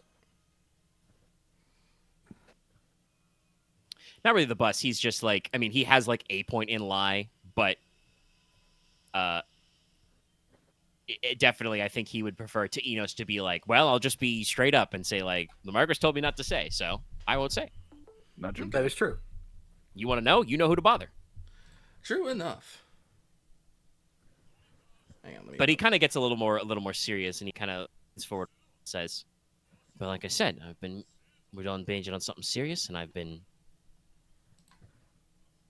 meaning to ask about this sort of thing for a while. He kind of, does another round of nod a bit more to himself, and he, looks back up at Inos and says, Inos, you ever heard the phrase, the axe forgets, but the tree remembers?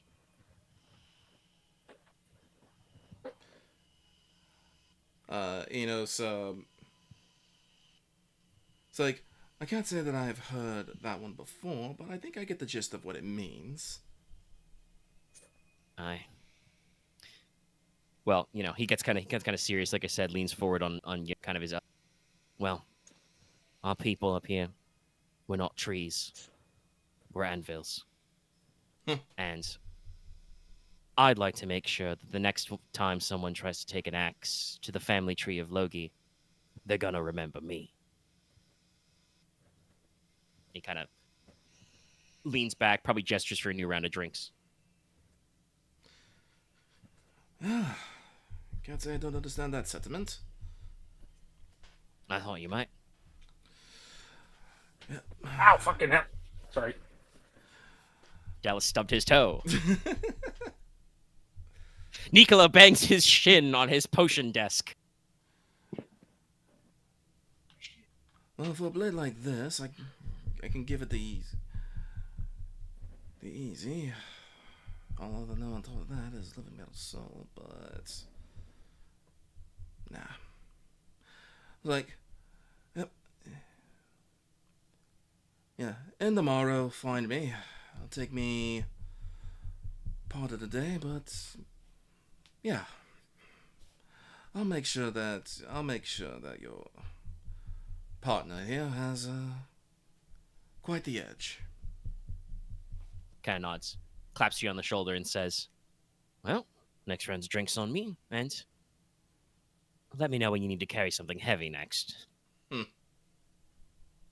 Because I believe it is on his character sheet, but I would like to remind everybody, he has 2 ranks in the athletics ones, Divine Regiment, so he does have lifting stance. He lifts. Literally, he lifts. Yeah.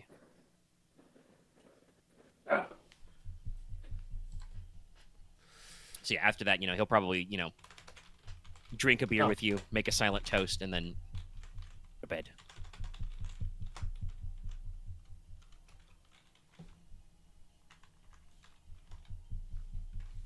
All right. Probably next day then. So, like I said, Inos is gonna go to Lestra, explain to her family she has the dragon magic. I'm getting a coin. I would be there too, by the way. I mean, yeah. I mean, sure, I but I should didn't tell you. I should So probably you just showed up no, magically somehow.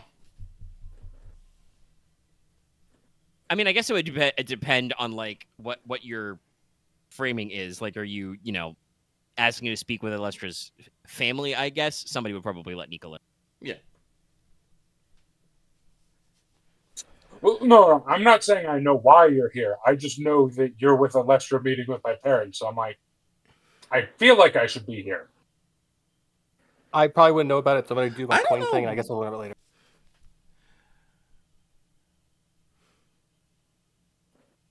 I'm forging.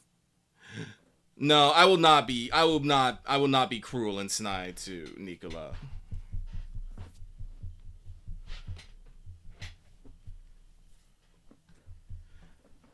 What'd I do? Well, I mean, I could have said it's like, oh, when your sister's involved, that's when you want to be the responsible one and not run away. I have never had a problem being responsible on other people's back. That. Wait, say that again? I know what I said. No, say it again. I want to hear it properly. Oh, you actually didn't hear it. Gotcha. No, I said I've never had a problem being responsible on other people's behalves. Okay. Of course. Yeah. I'm gonna go. People are very important. I'm gonna hold myself away now. Away from.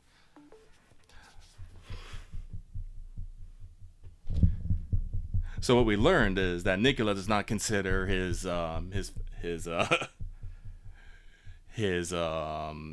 house and lands are considered people. No, they're my house and lands. Why would they be people? I'm confused. 10. So, after that, a revelation, we will explain that we need to go speak to Prisca Ecclesia and have her call for the Inquisitorium, since that is probably a letter she has to write and whatnot, as a church function. I was going to have a conversation with Prisca Ecclesia, but at some point I forgot what I was going to talk about.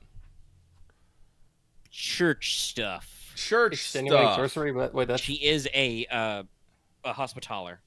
Maybe it was. I I don't think it was remember something to if do that with her history with the Hospitalers, but Okay. Oh my god. Maybe you can help me out. Is it hospitaller or hospitalier?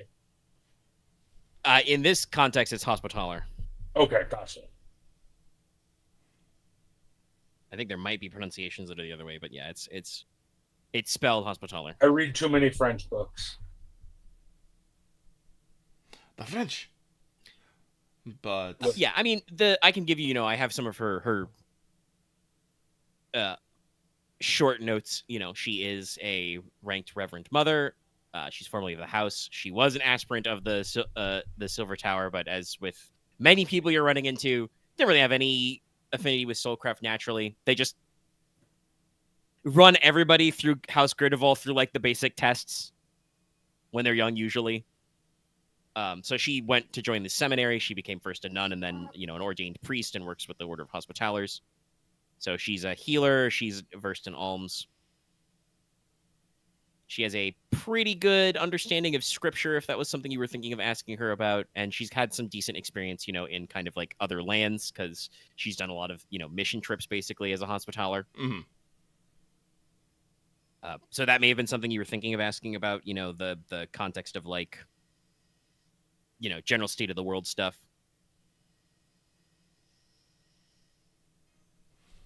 But it is, funnily enough, literally in my notes, that she says she has the typical Norlish dismissiveness of the Inquisitorius. But, you say you want to go through protocol, she's like, oh, all right, we'll call him. Yeah. To the letter. It's like, it's better so they don't try to say that we're trying to, hide anything from the church right now. They're gonna be a problem. It's rather have them be a problem on our terms. Pretty much.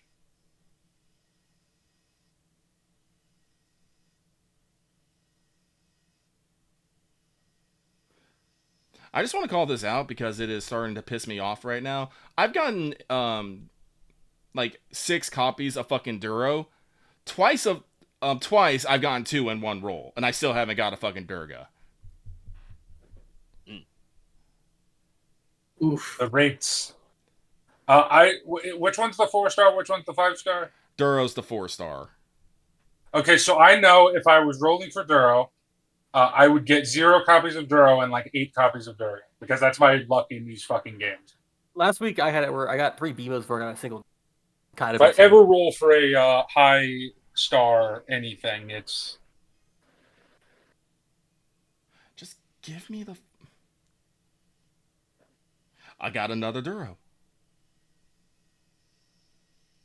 This is, well, it is the Duro rate up, but I am quickly losing patience with this man. Oh, he's a 4-star. Oh god, it's hot in my room too. Oh, you have You 2 did say fans you running were at the same fighting time? AC. Yeah. But no, Inos would, talk, find out like how she is and other such things, but I had a plan at some point, but I think that plan became unimportant. I think probably when we went to Tridecim, and I kind of forgot what it was. Because, yeah, I think it was... I mean, I think you're planning on talking to her as early as when we were planning on thank still God, going to the finally Silver got her. Tower in Teine, but it was definitely something that I think that, like, your plan became less detailed. I think you were originally planning on talking to her before you got all your exposition, but we did all our exposition, and then it's kind of like, man, we're thinking about lots of other stuff now.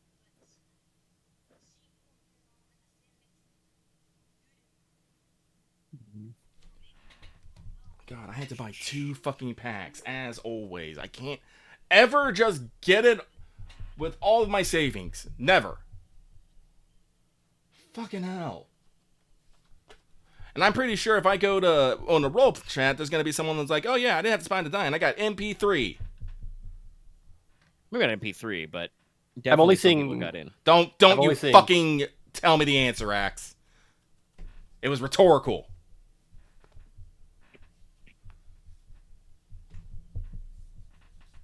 Because yes, it does bother me a lot.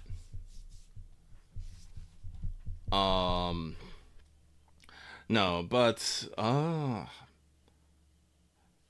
I say, I'm sorry. I'm trying to think about Priska here, and if there's anything specific I want to ask her. But no, it's like she's bound to the church, so her loyalty is first to the church. So I can't ask her like anything like personal favors or whatnot. But she was the moderate faction, especially with this like the doubling down. Like she was part of the more moderate faction. Yeah, I think you had church-based intrigue to get into. Yeah, no.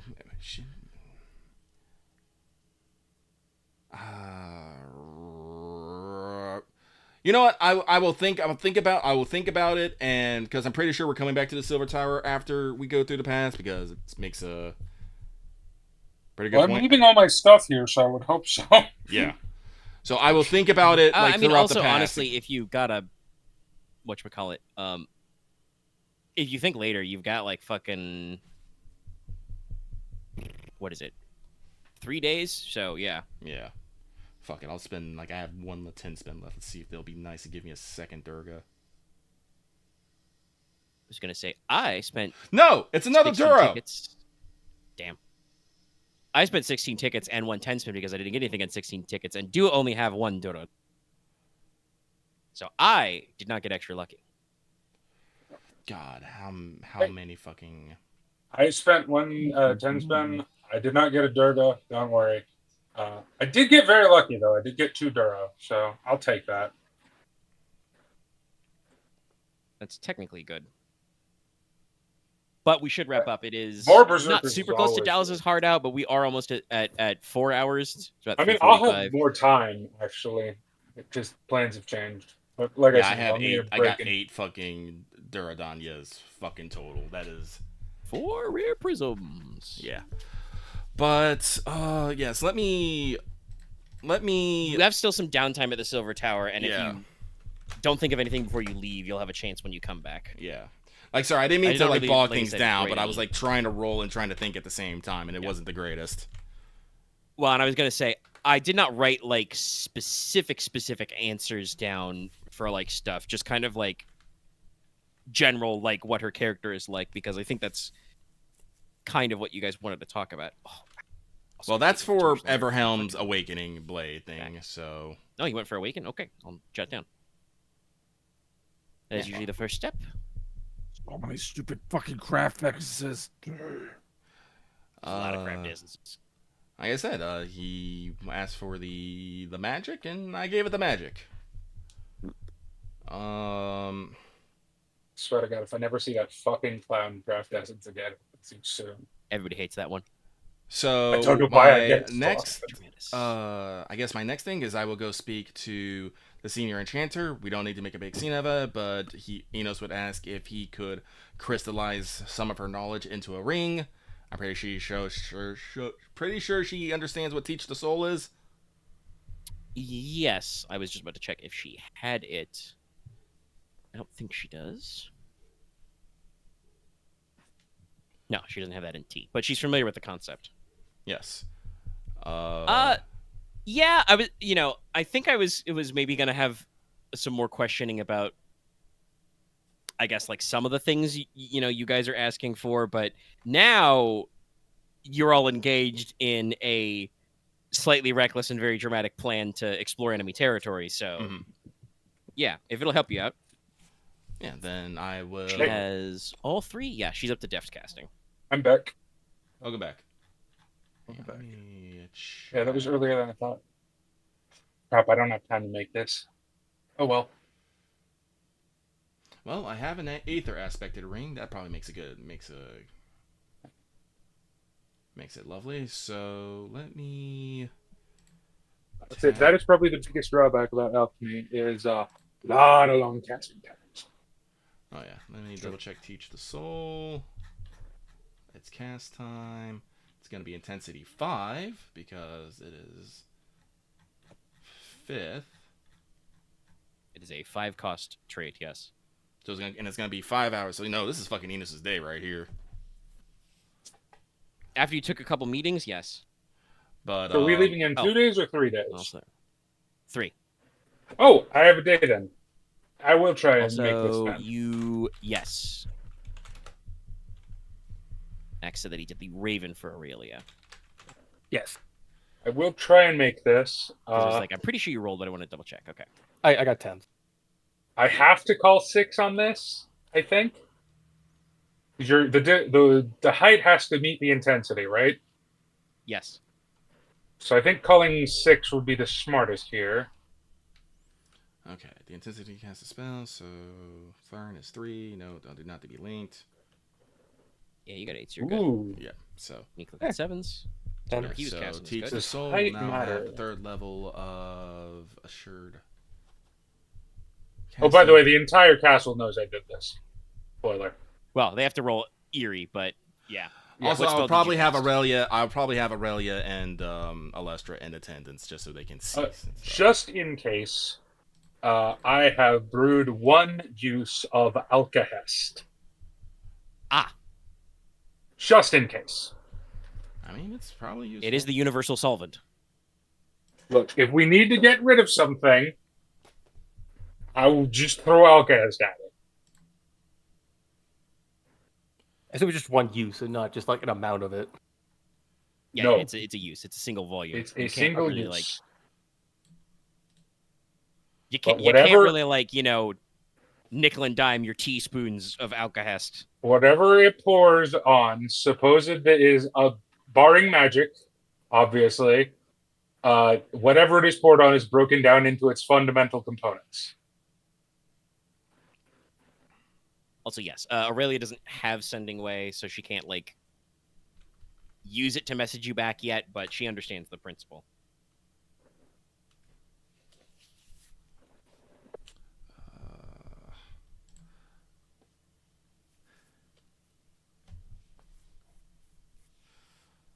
I think she knows I have the journal link to Mother.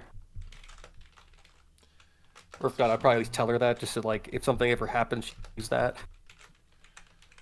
Yeah. Sure, wizardry. I assume you're planning on taking the journal with you.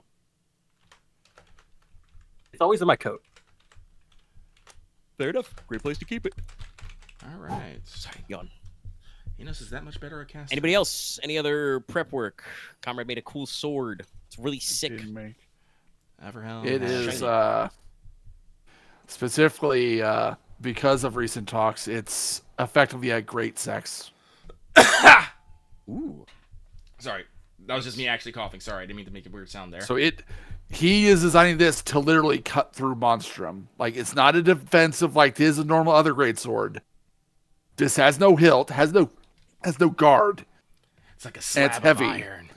It kind of is. It's a slab of damascene. It's meant to clear a path.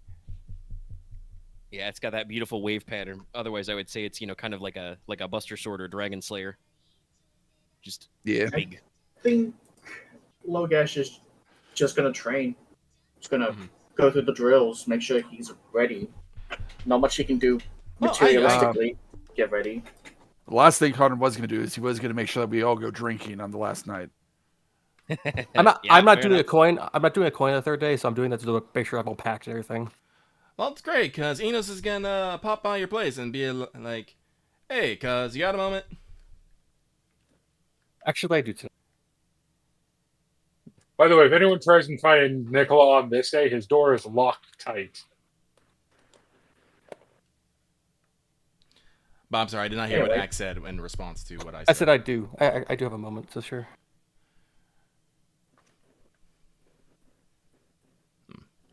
Is that... Cuz, what's going on with Everhelm? You said you're going on some secret mission somewhere.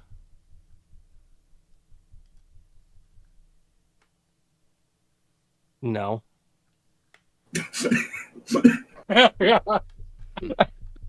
Sorry, I shouldn't be laughing at that. I should.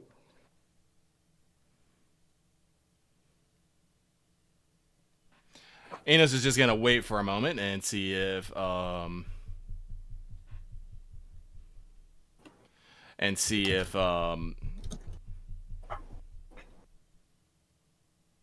It is not something I want to actually discuss openly. Inos is gonna look around.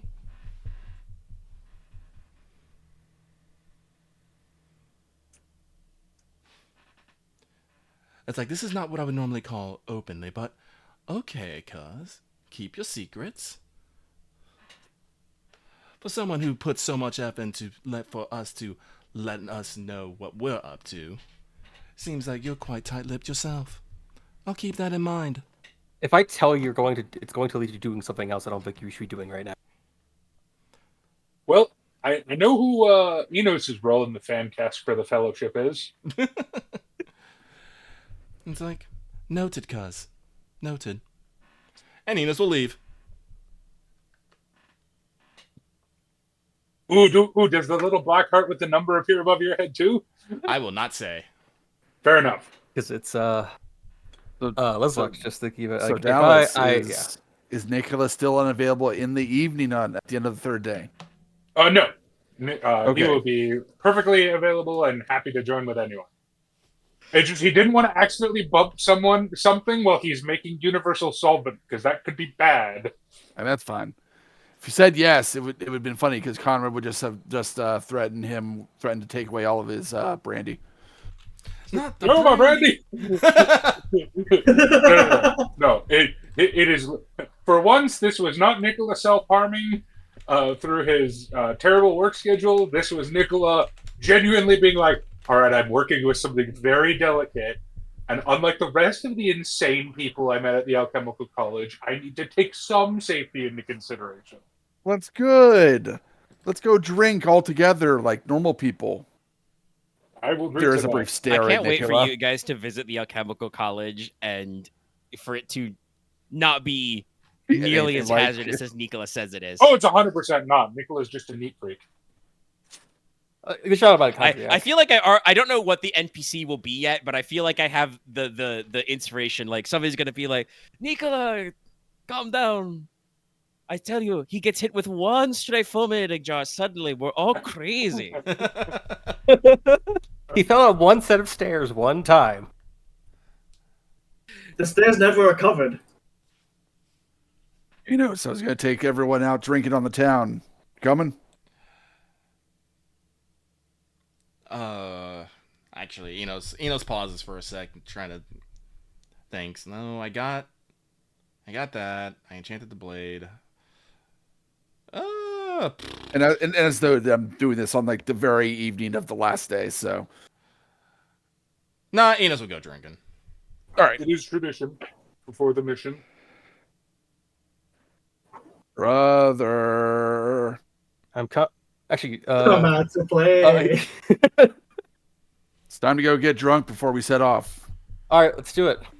It's like, like she's fuck brain. Hey, like I said, there's plenty of booze in this town. Leslok is way too quick to Konrad just say collects yes. all the other NPCs. Yes. Yeah. I feel Everyone's invited.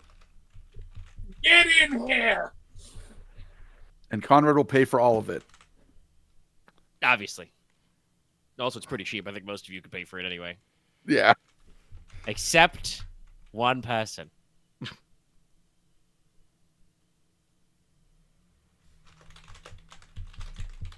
Logesh. Okay, go get drunk. Come on. Okay. Yes. But no, Conrad can also easily pay for it. Oh god, what's the legally blonde or not legally blonde? Heather's but get in. Get in Even there if if we're we going go drinking. for some heavier stuff. So Oh yeah, get in whenever we're going drinking.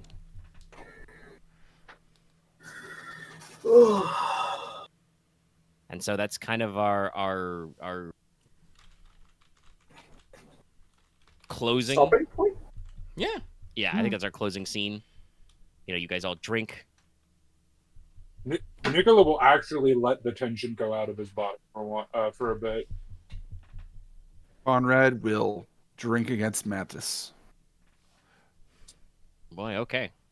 I feel like Nicola already learned Roll that vigor. lesson.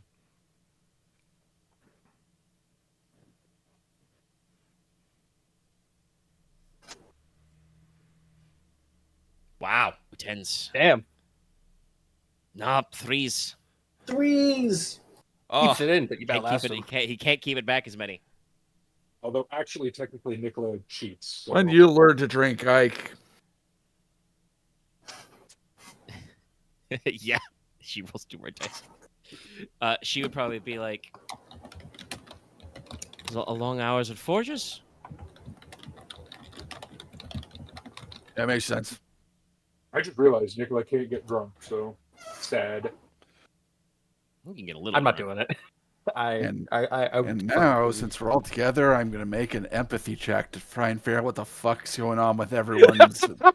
Okay, yeah. Do I Oh have to yeah, roll I should lie? probably make an empathy check too. Do I have to roll lie? I also don't know any of this happened.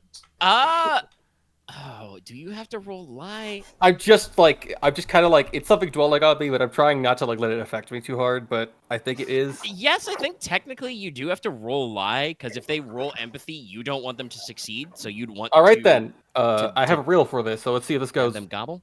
6s. he rolled 6s. Close. 6s. 7s. And 6 left over that will gobble the lie.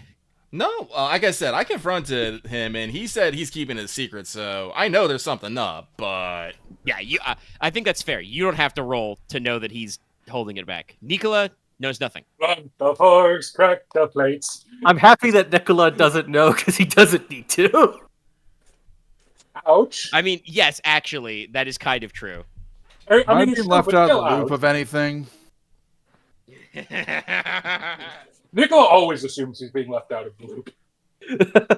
In this case, it's because I don't know if I'm handling this right, but part of it is just That's Everhelm rolling 6, 7, 8. oh damn. But just to say that this is just to say this to Omega, I take this as like it feels wrong to me to just expose Logesh for his choices immediately because it was only happened a few days ago. Mean, as your impartial GM, that is, I think, a valid character choice. Like, if Leslok is like, well, Logesh requested to, be let go in private, and Loth has, out of character, alluded that he would be upset if you just let the ball slip earlier this night. He metaed that a little when we were talking about it. Yeah, I think that's a valid feeling to be like, well, no, I don't want to like, he said it was secret. That's to also bring it fair. up. Yeah. Well, yeah, that's true. So yeah, no, like I said, I think that is a valid feeling. But, I've only told the one. talking about, I've only like, directly told the emotional person I literally experience. can't hide it from. True. But we can.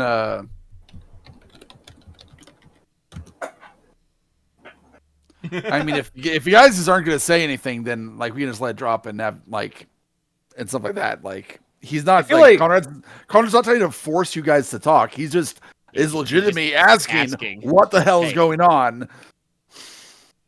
I feel like the other thing Leslok would say is like, I'll tell you about it when this is once we're back from the actual scouting. Make it. Uh-huh.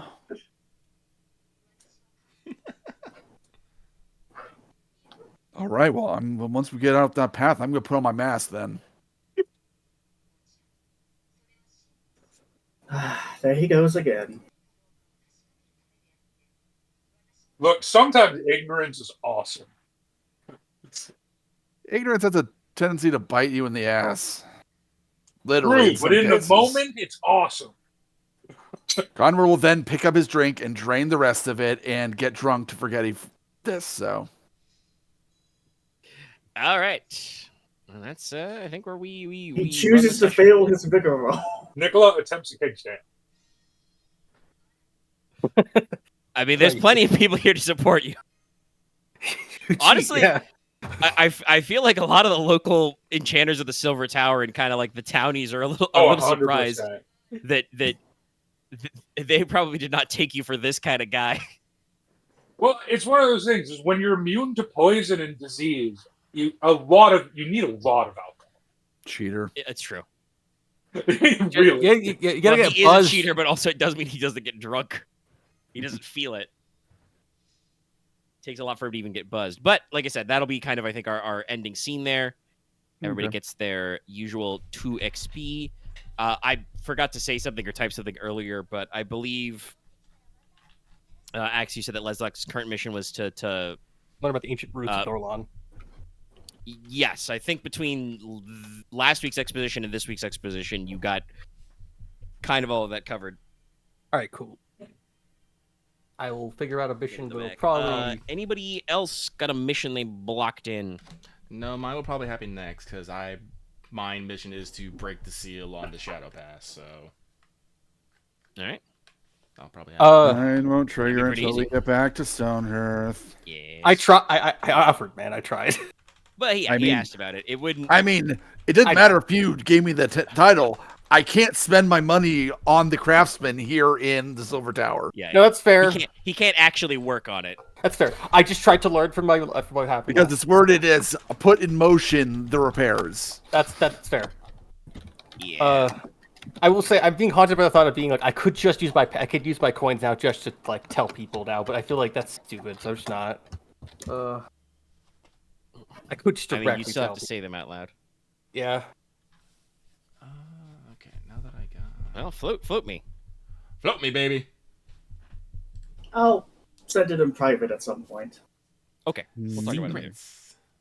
Secrets. Secrets and lies. Secrets and lies.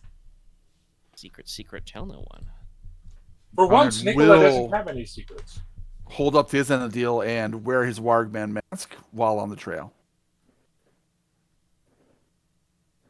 I hope it's got like filters in there. Just walking down the road with the mask. So we have someone in a Wargman mask, a shirtless dude. Who's the shirtless dude? Yeah, me.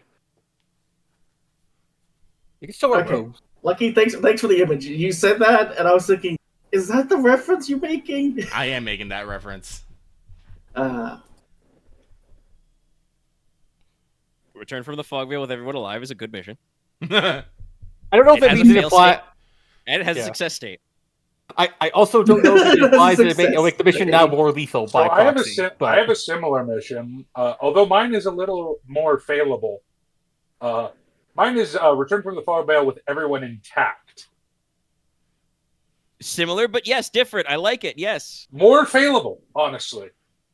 True. I guess because someone could lose an arm. Yeah. Okay, my mechanical arm does not count. I wasn't saying I'm you. gonna make the joke. That. No, I'm telling Omega, for the record, for the intact part. No, yes, that's replaceable. It's annoying to replace, but it's replaceable. Yeah. But all right, okay, everybody's got their stuff sorted. I think. Block out your EXP. I'm pretty sure. Lucky both had some dramatic comments over the last week and was keeping track of the genealogy. Yep. Family tree. That's the word I'm looking for. Sorry, I got a slight headache creeping in. I did some dramatic comments, but probably not I much. was hoping I could fucking make multiple trees so I can try and get more in there, but it looks like it only makes me make this one tree. So I got to figure out if maybe use a different program or something to keep track of other ancestors and whatnot. There are Is two it like trees different involved. file maybe or Well, when I log into Family It is a Echo, free it only service, lets so me I do don't know this exactly one. how I it haven't works. figured out a way to Oh, do okay. like multiple. Gotcha. Okay, wait, no, this looks like I can make new families and whatnot, but maybe that'll work. Okay. I should probably. my next suggestion was going to say, well, maybe that's, I don't know if it's the type of thing where you get a free trial and then you have to pay for more stuff or I like whatever, path but, building. yeah. I'll figure Not it sure. out. We'll figure it out later. Anyway, I think that's the recording sesh. Took about 4 hours. Thanks everybody for tuning in. We'll see you next week. Like, comment, subscribe, and stuff. Yeah, bye. Good night, everybody. Bye. There you